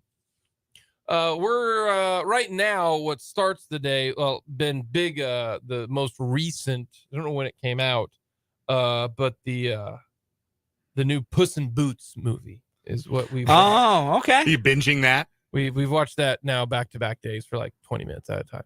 My kids, they're not huge TV people, but you got to get them to calm down before bed. Otherwise, they won't go to bed. Every parent listening right now is going, that tracks. Mm-hmm. And so we go in waves. We did Lorax for a while. Then Ice Age was big, and now we're at Puss in Boots. So that's kind of. Have you tried putting a baseball game on the radio and letting that soothe them to sleep? No, because I don't want them to be associated with losing. Well, it worked for me. Put winning teams on the radio. It worked for me. Now look at me. We're not saying put the Royals on. Yeah, how am I going to get winning radio? Where am I going to go? Get a big antenna. What am I going to do? Find WLW out of Cincinnati or something? I don't know, man. Listen, MLB Zap has cheap ways to get the audio streams from every team, and those aren't subject to blackouts. No, we're good. Puss in Boots is just more. a suggestion. Puss in I'm Boots not is a parent. more. It's just a suggestion. Puss in Boots is more entertaining. Work for than me the is World all right I now. can tell you. Jordan Lyles or Antonio Banderas and Selma Hayek. Easy choice there. Easy choice. Well, animated Antonio Banderas. Yeah, third time through the order, not much difference between the two, really. I mean, really, that's true. Anything Selma Hayek is good. Chris Jones contract. Who do you think is being more egregious and we don't have a contract? Are the Chiefs being like, no, we're not moving from 25? Or are the Jones camp going, no, I want 30 and we ain't moving from 30? What's more likely? I don't think either of those are happening. I think both sides know a deal's going to get done and they're happy to wait until training camps, maybe even a day in, before they say, all right, sign the line, which is dotted, get out there. We'll give you a couple of vet days off of camp because you're a veteran player and you are our leader on the defense. We don't care if you miss a couple days of workout. Well, he has to show up. They'll waive his fines. I don't think you can. Not for training camp. They waive his fines. Coaches weren't paying COVID fines during the COVID year. I think they waive his fines. Hey, that's a Dan's got a good point. That's a whole different situation. And unless you were John Gruden, you were not apparently paying your fines. And John Gruden now going to try to take down everybody with him. I respect that. That man has said, if I'm going down, y'all coming down with me. Yeah, no question. No, I don't think it's anything to be alarmed by. I don't think any side's playing hardball. I think it's just, dotting the T's, crossing the I's. And I messed that up on purpose. I was joking. But let's ask. If it's so simple, then why don't they do it like today? Because they don't want to. Yeah. Do it when he's ready. Is he not ready? Maybe he's busy. Yeah, maybe he's like having the last couple of days of vacation. He don't want to come in. He don't want to dock you sign while he's on a boat. Get him to camp and then he'll sign on the line. Maybe Chris is deep sea fishing. He's been doing that lately. He does like to fish. Yeah, maybe Chris is out on a boat in the middle of the Pacific right now. He's a little busy. Don't make him dock you sign. He's trying to reel in a big fish. Marlin. There you go. Sailfish. Swordfish. So you think you're big going group, with, a big shark, giant tuna. He's doing it. He wants to do it in person, so he'll show up on Friday, and then they'll do it Friday. Yeah, sure. So you think there's no way he doesn't sign an extension? There is no way he doesn't sign an extension. Really? That's right. Like, you're more confident than I am. Yeah, I know. I'm pretty confident over here. They've been saying all offseason that Quinnen Williams was going to set the market, and the market I think was set in a pretty reasonable fashion for all parties involved. And I think it's full steam ahead once both parties are in the same room. All parties are in the same room. No Devontae Adamsing happened here. The Chiefs and Tyreek Hill were square, and then Devontae, kind of exploded, and then Tyreek wanted, the Devontae. None of that happened. If Quinnen Williams had gotten $35 million a year, then I would say, ooh, we got props. This is maybe a little tougher. Maybe the Chiefs wish they hadn't put it off all off season. But no, I have full confidence something gets done there. Who's going to be the biggest training camp darling this year? Oh, Derrick Prince. Derrick Prince is the answer because, one, he may present a solution to a problem the Chiefs had all last year, which was the return game. And number two, he may be able to make the team ahead of Clyde Edwards-Helaire, who Chiefs fans just don't like, and they'll be rooting for him to make the team over Clyde. So it'll be Derrick Prince for those reasons. And three, he's a fast running back, and those players are always really fun. Fast, big running back. Yeah. Like he ain't little. Man, Clyde Edwards-Helaire's career arc is truly wild. And running backs, man. If you remember, his very first game of his career was awesome. Yeah. Houston had over 100 yards just last year. He came out scoring touchdowns like gangbusters. Scoring touchdowns and was good last year. It was fun if you were a Clyde Edwards-Helaire fantasy owner. I'm gonna go ahead and say spoken by a Clyde Edwards-Helaire. Yeah, especially if you owned both Clyde, if you had both Clyde Edwards-Helaire and Travis Kelce, who were scoring all their touchdowns. He's not a bad player. If you look at his career resume, 3 seasons, 17 touchdowns, 4.5 yards a carry. He's caught 72% of his targets. 2 fumbles total in 3 years. It's not a bad player if that player had been drafted in the 4th or 5th round. But when you take a player at the end of the first round, even at the end of the first round, you expect a little more production than Clyde has given. You add that to skipping out on the Super Bowl parade last year, and I think there are some reasons more valid than others, but I don't think Clyde Edwards-Helaire is particularly popular among a sample size of Chiefs fans. If you look at it, Clyde Edwards-Helaire had 2, 3, 5 touchdowns in the first 4 games last year. And everybody's like, just trade him. Get him gone. They don't care. Pacheco's the man. Like, he's had such a unique career arc. I just hope he enjoys whatever team he is on by the end of August. So you're saying he ain't gonna be a Chief? I told you this, Jake, back in like May and June. He is not on this team by the end of the month of August. I think they're gonna audition him and try and trade him. Yep. I think he's gonna be like smart man right there. He'll probably be. I think he's gonna be lead back in camp. Like he's gonna get a ton of carries in camp. He's gonna get a ton of carries in the first preseason game. Well, yeah, because they're gonna show him off. Pacheco. Yeah. Why are you gonna run down your horse? They're going to show off Clyde to see if they can get a 5th or 6th round pick. Even if it's conditional, yeah. I think that's the plan. Yep. Told you. So your 3 running backs are Pacheco, McKinnon, and Prince. Yeah. You don't think they need 4? No. Maybe 1 on the practice squad, but Prince is not going to be a practice squad guy. So no. He's on the roster. Yeah. And the reason he's on the roster is because of what Dave Tobe said. Where's old boy Derrick Gore? He's kicking around somewhere. Derrick Gore, man. People love that guy. It looked good. Per Pro Football Reference, he is presently a free agent. Was released by the Saints in May. So who they got? What running? Oh, they got the Perrine guy. Michael Pirine. Yeah, that's who they got. Either way, the practice squad guy for the Chiefs. Does that make sense? Clyde Rozier, Washington Commander. All righty, Dan. What are the odds? Today's odds makers. We are through now 100 losses. Okay, we have moved on. Fulton has now. We are changing it to 100 losses, not 100 losses. We are now going to worst season of all time in Royals history. So 107 losses or more. Yes. What are the odds that the Royals lose 107 losses or more this year? Okay, here's what I'm going to do to come up with this. I'm not taking their current 28, 27, and 68 record. I'm going to go with their Pythag record of 32 and 63.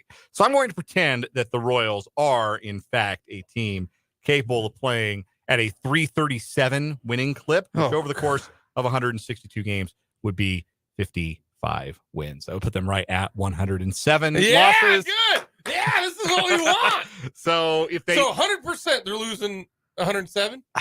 I go 90 just in case, September they go on a little run, they end up with like 56 wins.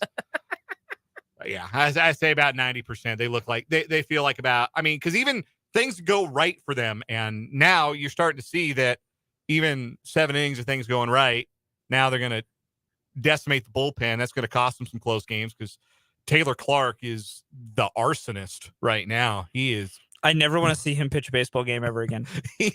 Who? Taylor Clark. Taylor Clark. Oh, Taylor Clark. Okay. My goodness.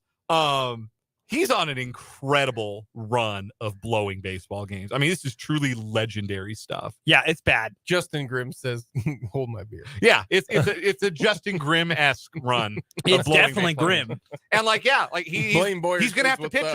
He's gonna have to pitch a lot of 7th, 8th innings if you get to the plus side because there's no one else. Yeah. Hell, he might even close. We have no idea what that's gonna look like. I bet it's gonna be Carlos Hernandez if yes, it's Carlos Hernandez from Barlow. But yeah, it's going to be really hard for them to make up those marginal wins or steal some 1-run games down the road. So, yeah, it's feeling like about 108, 110 losses.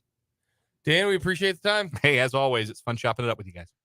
Dan will be back at 3 o'clock, and may or may not, we'll have Andy Reid, Patrick Mahomes. Who knows, depending upon the time situation. The Chiefs don't care about time, unlike radio people who are trying to stick to a plan. So we've got a lot more in the 2 o'clock hour. We do got odds makers coming up. Fulton, we have transitioned. It is no longer 100 losses. That is now 99.99999%. So we're going to 107. So mark that down.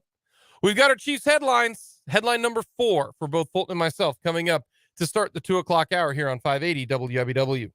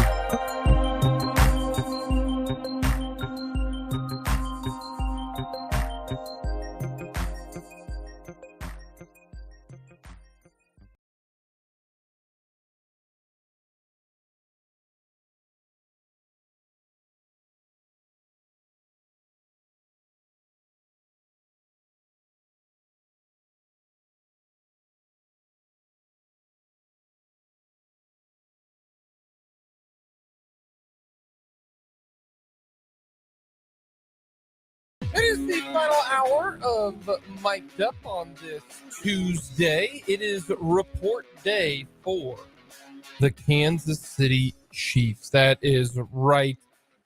Sometime between now and 3 o'clock, Patrick Mahomes and Andy Reid will meet with the media for the first time to start the 2023 season. I, for one, am excited. I, for one, am pumped about not having just, the Super Bowl or bust expectations because, well, the Super Bowl was fun last year. We won. So if you don't win this year, not that big of a deal, right? Be great if they do. But 2 Super Bowls in 5 years, technically in 4, pretty good. Pretty good. But we're going to hear from Patrick Mahomes and Andy Reid sometime today if it all goes well. We have no idea what time, but it will occur today. We've got odds makers as well. So a jam-packed 2 o'clock hour here on Mic'd Up. Let us know your thoughts. Hit us up on our text line, 272-9429. Outside of Topeka, 785-272-9429. It is time for headline number 4 going into training camp. Fulton's number 5 headline was, what does the defensive line rotation look like, particularly on the edge? Does Omenahu play there? Felix Anudike-Uzama? Karlaftis? Deanna? Who plays on the edge? My number 5 was the rookie production for the 23 season, similar to 22 or 21, the years. Interested in these rookies.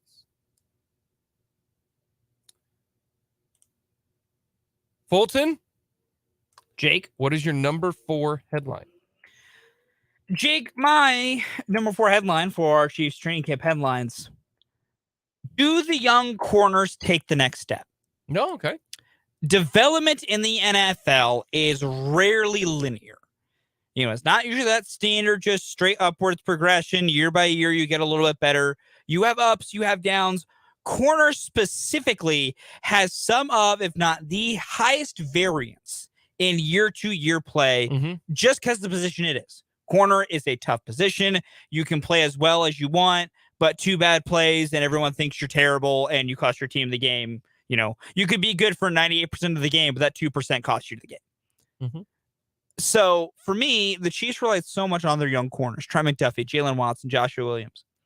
What do those guys do in year 2? Do they keep taking somewhat steps forward? Can they either replicate or improve upon their production last season? Trent McDuffie is going to probably be asked from day one to be a starting corner alongside L'Jarius Sneed again. Can he perform the way he did last year, do it this year? Jalen Watson wasn't expected to be a starting corner last year. If anything, last year being a 7th round pick. He's giving your number 3 starting corner. Like, he's right there with McDuffie and with Sneed. You know, Josh Williams is going to be that first corner rotating off the bench. Do those 3 guys take the steps forward they need to? And they don't have to be big steps. Just do they keep moving forward, because they are a big piece of the defensive success for the Chiefs this season, because the secondary is going to be so reliant on young players. My number 4 headline going into camp is a little bit of what you had to say there. But I'm more interested in the entire sophomore class. Oh, okay. So I'm going to go with, do you get the sophomore slump or do you get the sophomore surge? And I look at, I like 5 of them. Okay. And not just like them, but the 5 to me that are most important. It's George Karlaftis. He had 6 sacks last year. He started to figure it out at the end of the year. If George Karlaftis, this is all, maybe I need to preface this, Chiefs headlines under 2024, barring Dan and Fulton tell me that Jones is going to get extended under no circumstance he's not.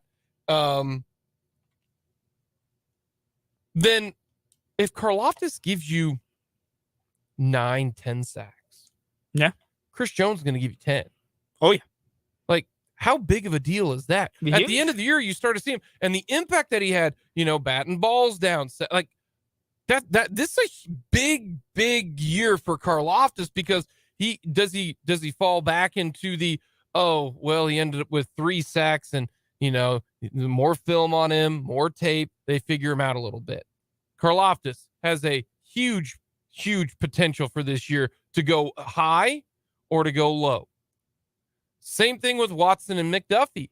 I think Trent McDuffie has a chance to be a top 10 corner in this league. He is smooth. He is physical. He knows what's going on. Watson, I think, has a higher variance. I think McDuffie is pretty much a short window of what he can bring. I don't see McDuffie just getting torched. I can see Watson getting torched. So just different various levels of those guys. So you got Karlaftis, Watson, and McDuffie on that group. Same thing with Brian Cook. Then Pacheco. What does he do in year 2? Runs hard. Was the feature back at the end of the year? What does he do this upcoming year? Is he 1,000-yard back rushing the football? Can he get to 1,000 yards? This last year, he rushed for 830 yards, started 11 games. Can he stay healthy? He runs very, very hard and very angry. You can't do that and stay upright all 17 games. I firmly believe that. I think he needs to adjust a little bit. When you look at when he ended up being the starting tailback, all right? Start in the Jacksonville game. 16 carries, 82 yards. The Charger game, 15 carries, 107 yards. The Rams game, 22 carries, 70 yards. 66 yards, 70 yards, 80 yards, 50 yards, 51 yards. Prior to that, he went 5, 43, 9, 0, whereas previous 4 games. I mean, you're looking at an average, honestly, around 80 yards a game. With 102, 82, 70, 70, 86, 58, 64. Let's say it's an average of 75 yards a game. That's a 1,200-yard rushing season. When he started, he put together a legit season from weeks 9 through week 17. That is and he had 4 touchdowns in that time frame. Hadn't caught a receiving touchdown. You like that to improve a little bit. That's not what he's there for. That's what McKinnon is there for. So what does he do? And then, Sky Moore, maybe the most intriguing individual on this entire Kansas City Chief team. I don't know if there's a guy who's got a wider variance on either side of the ball than Sky Moore. Even this last year for Sky Moore. Sky Moore went from 2nd-round pick, great route runner. Heck, they might use him in the backfield, to public enemy number 1 when he fumbled the punt against the Colts.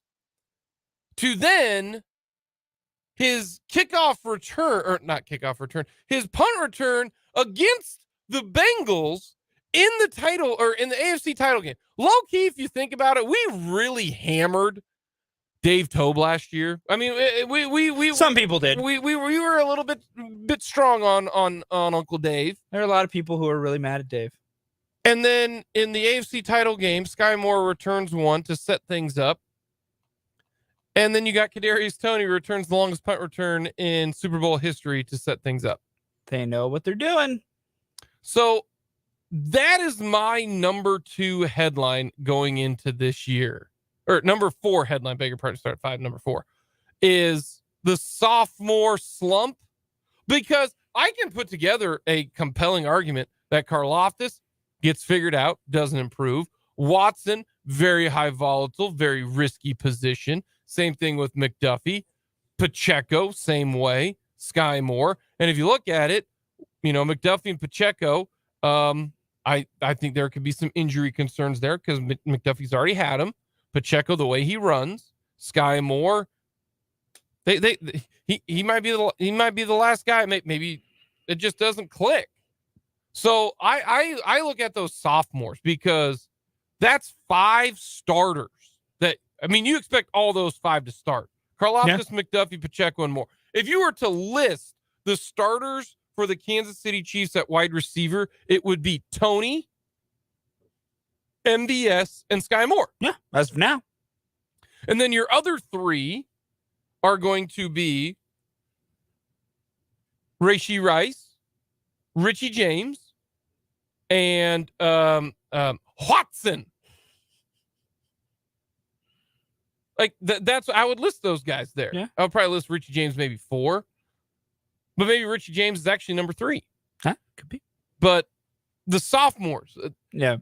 The reason why that the Chiefs were able to win the Super Bowl Look at what those guys did in the playoffs. Karlaftis played a lot better.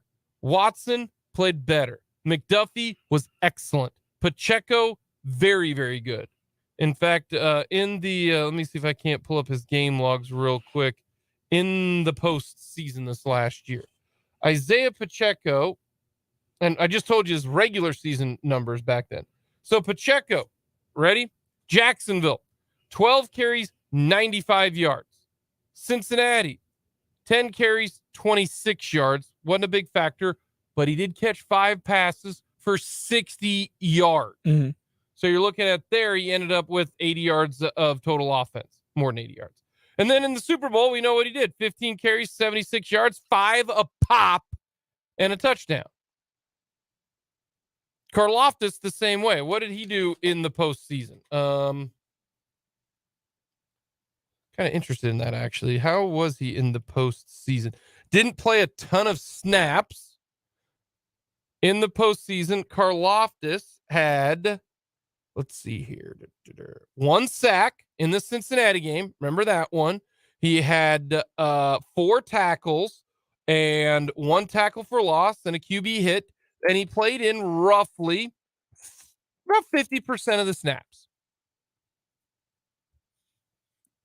That can go high, that can go low. I think this is a big season for Karlaftis. And you don't go out and you sign, too expensive, yes, but if the Chiefs were really worried about their wide receiver position, they would have gotten one. Yeah. I truly believe that. Whether that would have been OBJ or Hopkins here's what they would have done. If they really, really were like, we think Sky Moore stinks. We're not for sure on Tony. They wouldn't have gotten Richie James. They would have kept Juju Smith-Schuster. Yeah, no, that's what I've always believed on the wide receiver front is the Chiefs are confident in what they have. They aren't worried. And I think if they're not worried, they have earned the benefit of the doubt for us to not be worried. So that's what I'm going with. Yeah. That's fitting.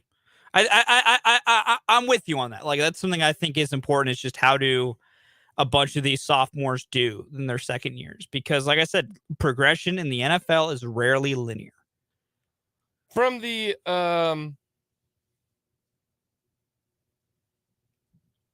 text line, I think the Chiefs are going to end up with 60 sacks this year. That'd be fun.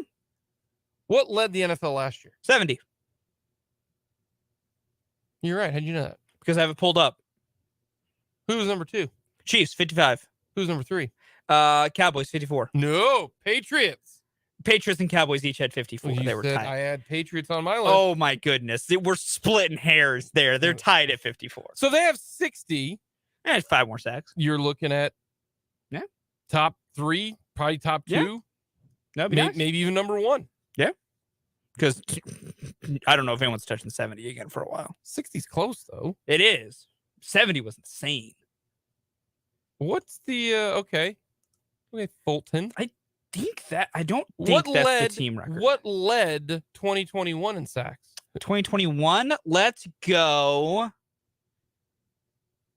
62. Nope. Hot or cold? High or low? I mean, if we're going hot or cold, you're lukewarm. If we're playing high or low, you gotta go low. Okay. 58. Low. 55. 55. Yeah. The Steelers. So if they get 60 this year, they are good chance they lead the NFL in sacks. There's a pretty darn good chance. I don't count 2020. That was COVID. Fake year. So we are going to go with 19. Like, let's remember, the Eagles were, I believe, the first team ever to have 4 different players with 10 plus sacks last year. Well, 2021. The NFL really didn't have a fake year in COVID because they finished 2019. It was 2020. But, I mean, the Chiefs still made the Super Bowl, that thing. But who led it in 2019 then? Who? Or just what number? What number? 58. 54 Steelers again. Yeah, 54. Mm-hmm. Yeah. Yeah, if you can get close to 6, that's really high end. Yeah, that's really good. It really is. Still cannot believe the Eagles got to 70. Yeah. Son Reddick 16, Javon Hargrave 11, Josh Sweat 11, Brandon Graham 11. Mm-hmm. Good Lord. That is a ridiculous number. A truly insane number. We will get a timeout. Have Andy Reid and Patrick Mahomes approached the Scanlon Hall? Nope. And who knows? We have no idea when they are. No, I will say Matt Nagy has arrived at Chiefs training camp. And according to our good friend Matt Derrick, he likes pillows. As Matt Nagy is just pulling a crap ton of pillows with him. How many pillows you need to sleep? For me? Yeah. 2. I'm a 2 guy too. I'm a 2 guy. Yeah. A little extra support. But yeah, I just need 2. I'm a 2 guyer. I can work with 1. I've worked with 1 many a time. I can work with 1. I prefer 2. Oh, yeah. I mean, if I can get a bunch of pillows, I'm team pillow. I'm with Matt Nagy. Team pillow. More than 2 is a little aggressive for me. Too much stuff around me. It all depends on how big your bed is. How big a bed Fair you enough. got. I got a king. Yeah, I don't. I got a California king. I don't. Because I'm tall. Yeah. I'm a small guy, Jake. I don't need that big of a bed. Yeah, so I can fit a lot little more pillows. difference of you and your frame versus me and my frame. This is facts. I don't need as much leg room as you do. There's just a little bit of a difference in our heights, just a tiny bit.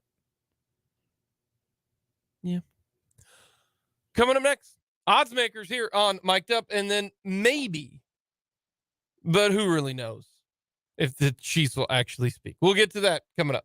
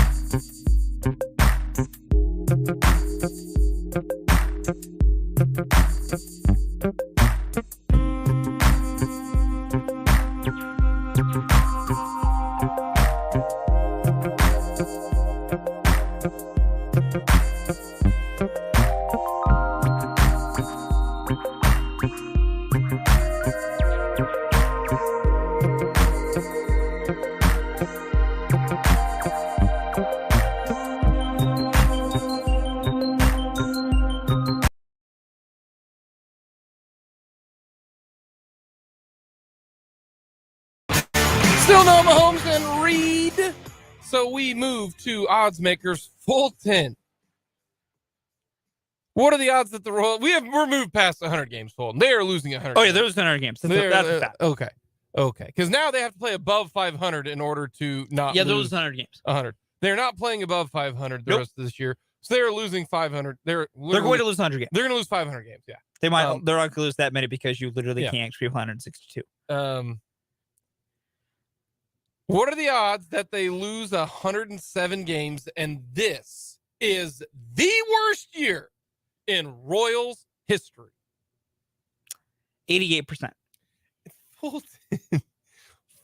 They've dug themselves too big a hole. Oh, no. They've dug themselves too big a hole, and they're going to start, like, the bullpen's going to get broken down even more. They're going to lose more close games. Like, what happened last night's going to keep happening. I think they're going to get, here's the thing. I think they're going to get more quality starts down the line. Like, I think the starting pitching will be a lot better down the line because I think a lot of the young guys they're going to get to pitch will consistently be good. Like, I think Daniel Lynch will turn in a fine outing tonight. Brady Singer, I think, is starting to slowly figure some things out. He'll pitch better. I'm loving what I'm seeing from Alec Marsh. I think Cole Reagans would look good if he gets a couple looks. There's other young guys they can bring up. Jordan Lyles is Jordan Lyles. That's whatever. Zach Greinke, that's whatever. They're going to blow a lot of games because every good reliever they have outside of Carlos Hernandez should be off this team. Even Carlos, for the right price, could be off this team. That's true. He was. He's still my boy. He's still reliever version Carlos Hernandez. I told y'all, put him in the pen and it would work. Because has it worked? Yes. Has it? Yes. His larger body of work. He's had a couple bad outings. Every reliever in the universe has those. Not his every larger body of work. Yeah, I'm with you. I mean, Emmanuel Clase is considered one of the best relievers in baseball, and yet he can't pitch against the Royals.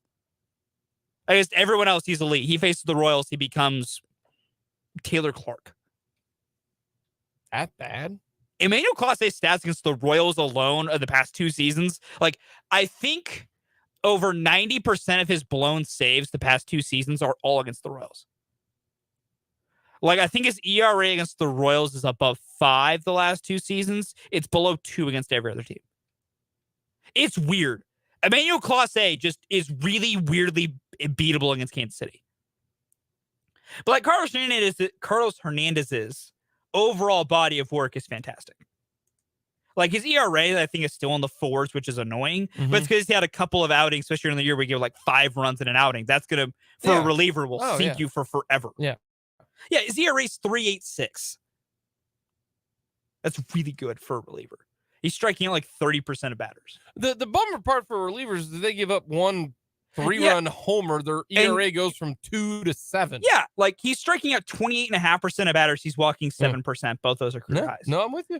So, yeah, no. I wouldn't trade Carlos. I think he legit could be your closer on that next big run. Like once they trade Scott Barlow, your closer is Carlos Hernandez. Now, granted, I'm also a person who believes that bullpens don't have defined roles and you just use your best guy in the best spots.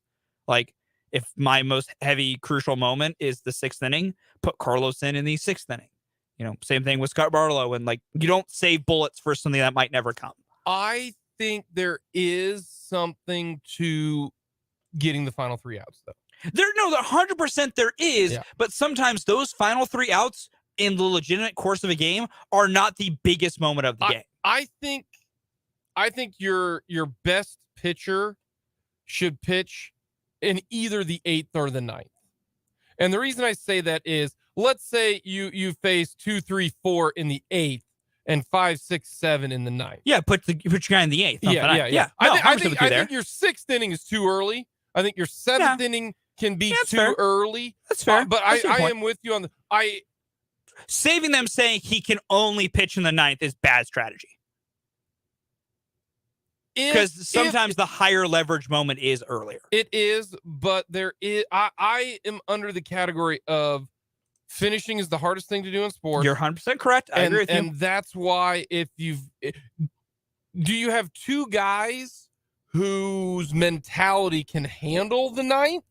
Then I'm with you. Yeah. If you've only got 1 guy, and we try to deal with nuance in this. Yes. If we got 4, 5, and 6 coming up in the 8th, and I don't have a strong guy in the ninth who can handle it, because some people can't handle it. Yeah. I'm still putting my best pitcher, my dude, facing 4, 5, 6, because that's so important. And I will trust that my guy in the ninth, even though he doesn't have a penchant for it, can get 7, 8, 9. And this is why also it goes to, you want to build a bullpen with multiple quality arms, so that way it's less of a big deal when you burn a bigger bullet early. Correct. For like the Royals right now, you burn the Scott Barlow bullet early, you're like, well, same thing with Carson is, you burn that bullet early, you're like, well, we have Taylor Clark in the, honestly, what happened last night? Carson is in the 7th was a perfectly fine move, but it meant got to go Taylor Clark in the 8th. And that, it's the balancing act of the bullpen. But no, let's circle back to the original point. They're going to lose a franchise record number of games because they're going to blow a lot of close ones, because they're just going to start shipping off relievers. And if your bullpen is, the island of misfit toys, you're going to blow a lot of leads, and it's going to lead to a lot of close losses. That's the only reason why the losses matter at the end of this year, and they don't even truly matter. It's just narrative. Yeah. Ready? What's the difference between 107 losses and 113 losses? Literally nothing. Yeah. But what's the difference between 98 losses and 114 losses? Not a ton, but the narrative, honestly, the narrative. What's the difference between 98 and 101? Nothing. But that narrative is entirely different, because you got the dreaded 100. No, 100%. Yeah. The same thing, though. Same thing with the 107. Yeah. The narrative. Worst season in Royals 105 history. Versus 107 ain't that big of a difference, but you'll be able to say, well, 105 is not the best amount of. Yeah. You just had the worst record in Royals history, and you've got the unmitigated gall to ask for $400 million from taxpayers. Yeah, because that's literally what's going to happen. Yes. It's what's going to happen, and it's going to be kind of funny. That's why wins and losses matter to John Sherman. If they were staying at the K this year, to be frank, it's just, it was the worst season in Royals history. But people can say that because that's a fact. It is. People love saying that kind of stuff. People like succinct ways to describe. Yep. That's why, that's why you like the 100 losses. Why that's such the big divider. And that's why, what everybody says. It either sucks or it's great. There's that's what let's be definitive. That's where it's at. The movie Barbie. Oh, that's gonna suck. Movie Oppenheimer. Oh, that's gonna be great. Oh, they're both gonna rule.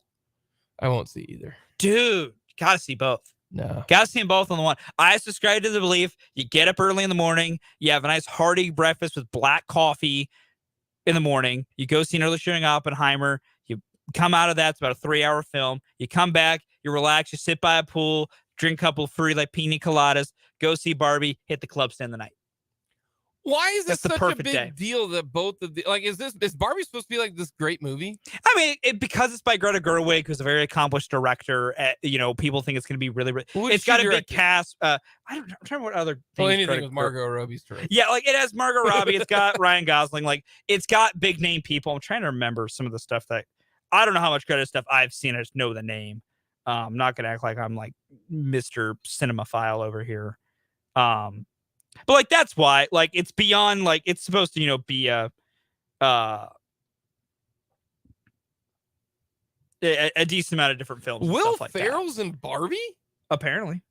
Michael Cera, my girl, Kate McKinnon. Yeah, it's got a big cast. It's got a well-known director. That's why. It's not supposed to be just a generic. Here's a kids movie. America Ferrera. Boy, they really are. That's why Barbie's getting the hype it's getting. Plus, it's just been marketed really well. Shout out their marketing team. They've been marketing things greatly. Also, I think for the sheer fact that they've used. Also, Barbie's just straight up popular. Yeah. So, that's why Barbie's getting such a run. And then Oppenheimer's getting a run, partly because of the cast, partly it's a Christopher Nolan film. And people like Christopher Nolan. You got the cast is insane there.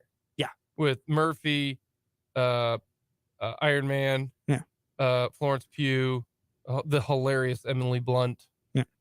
I want to watch Oppenheimer for Cillian Murphy alone. The Martian. Matt Damon. Okay. Who's the Martian? Got very confused for a minute. Yeah. So no, that's why those two are so popular. Okay. So Barbie's so popular and is being so hyped because It's not just, an animated kids movie, which people still like and are still important. Like, what's the whole theme of it? Like, I get Oppenheimer. That makes sense. Like, what? Barbie doesn't have like a history. I believe the story. I have a lot of friends who are going to go see that movie because we're fully off course here and I kind of don't care at this point. I have a friend of mine in Wichita who runs her own princess company. She's very excited for this and a bunch of them are going to go. For children's parties, they do all the costumes. You can sign up for that. Oh, okay. Yeah. There like we go. you can, have one of the Disney princesses come and they're very much, she danced around copyright with that a lot. But yeah, like, you want to get a Disney princess to your party for a performer, you hit them up, pay for it, and it's like, makes your child's birthday party better. Gotcha. But through that, they're fans of stuff like that, so what's the I believe the premise of Barbie is Barbie escaping the Barbie world and going to the real world because she wants to see what the real world's like. So, I believe that's the premise of the Barbie movie. Basically, it's kind of a knockoff of The Little Mermaid. Sure. I want to escape the water world, and I want to go be a. Well, okay, we're actually okay. The difference is we're actually transcending realities in the Barbie film versus Little Mermaid. It's just we're going from under the water to on land. Gotcha. Okay. They're not two different universes. So we're going into like dimensions. Yeah, here. Apparently. Wow. Yeah. Listen, I'm saying it sounds interesting enough. Plus, Margot Robbie's in a film. Yeah, I kind of want to go see that. Good enough for me. Yeah, good enough for me. Good enough for me. But Oppenheimer's gonna be awesome. 3 hours of just fantastic. See stuff. that I get I'm so that. excited. Hey, what's that about? Yeah. A very important moment in American history. A bomb. And very, very intrigued at how they portray that story. Yeah. Where were we? Kind of sounds like Oppenheimer's like, yo, buddy, I don't know if you want to open this can of worms. I mean, that's what the actual Robert Oppenheimer, after they did the first test, basically said. Yeah. He was kind of skeptical as they went through it, but was on board with it. Then after they set off, I think it was the first test working on the Manhattan Project, he was like, oh, what have we done? Like once he knew that they had made the thing, he was like, oh, what have we done? Like immediately went into like, immediately went into the, we were thinking too much. Could we do it? Not should we do it? Yeah. Yeah. Toothpaste shot out of the tube. Couldn't put it back in. Players are arriving at camp. Good. Do you have a? Yeah, that's where we were. I'll be honest. I totally forgot where we were. You completely took this whole entire segment off rails. Listen. I will. That's right. I'll do the chest tap for that. That's on me. I completely forgot where we were. I'll put it this way. What are the odds either Jordan Lyles or Zach Greinke is not a Royal by August 1st? 5%. Okay. That's about where I'm at. Not gonna. I think there's a chance, but not really. Not gonna happen. Yeah, I took that soft throws. I can remember where I was going with it. Not gonna happen.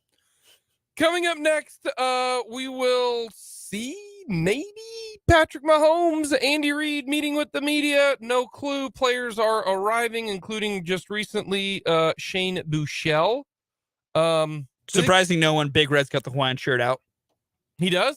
He's rocking a Hawaiian shirt. It's like a blue and black piece today. How do you know that? The Chiefs or somebody sent out a picture of Andy Reid arriving at camp. Oh. Yep, it's on the Chiefs side. Oh, sorry. It's not. It is. Oh, okay. I'm going to try and describe this. It's just a blue Hawaiian shirt with some nice like green palm trees on it. But the Hawaiian shirt's out. Hawaiian shirts, khaki shorts. Andy Reid is in peak camp form. Big Red, baby. We might get to that. We might not. If we do, you'll hear from Andy Reid, Patrick Mahomes. If not, 580 Sports Talk will air that to start the 3 o'clock hour. Coming up next, though, we'll finish things off with, honestly, we'll either talk some Royals or some Chiefs because we figured that they'd at least speak by 2:45. So we'll get to that coming up next.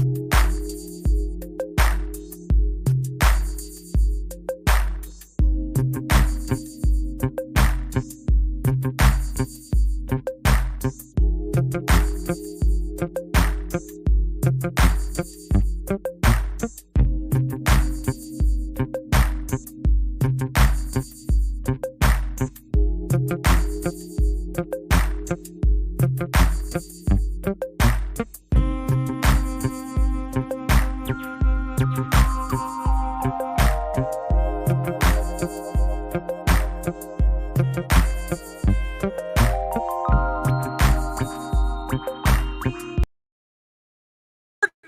That is right. The Chiefs are reporting for quarterbacks, rookies, and injured players.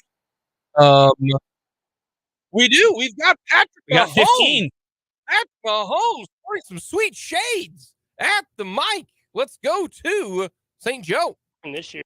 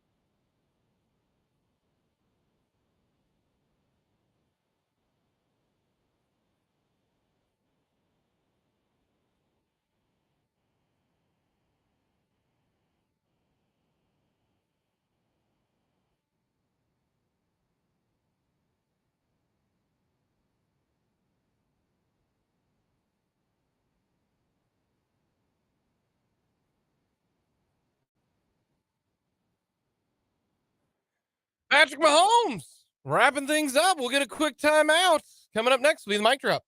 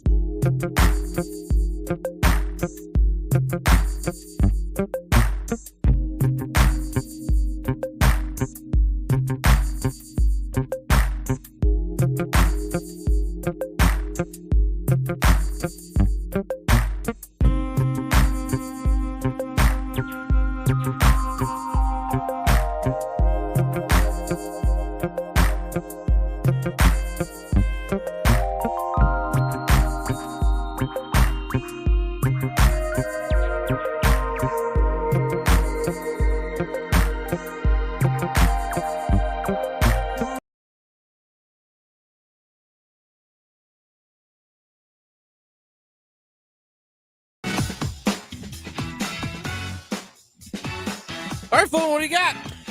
Very simple. Rookies and quarterbacks are training camp, not mini camp, training camp today.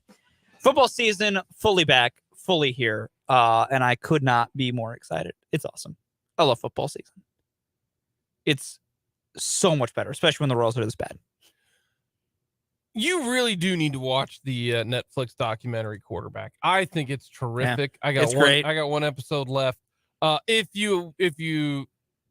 you need it, like the password to Netflix, call up one of your friends, go over to their house, here you go. Go over to somebody's house who has Netflix, bring beer. Honestly, yeah, that'd be cool with you there. Or bring food. Yeah. Gotta bring snacks. Maybe some sour candies. Yeah. Tie things back here. Yeah, bring some green apple Jolly Ranchers. That's how we do it in the biz. Yeah, that's a great way. It's been a lot of fun. Yeah. Gonna finish it up tonight. Bring up the final episode tomorrow. We'll hear from a couple Chiefs players tomorrow. We'll talk with a little college football. Kels Robinette will join us. Headline number 3. Lot to get to. Coming up next, though, 580 Sports Talk.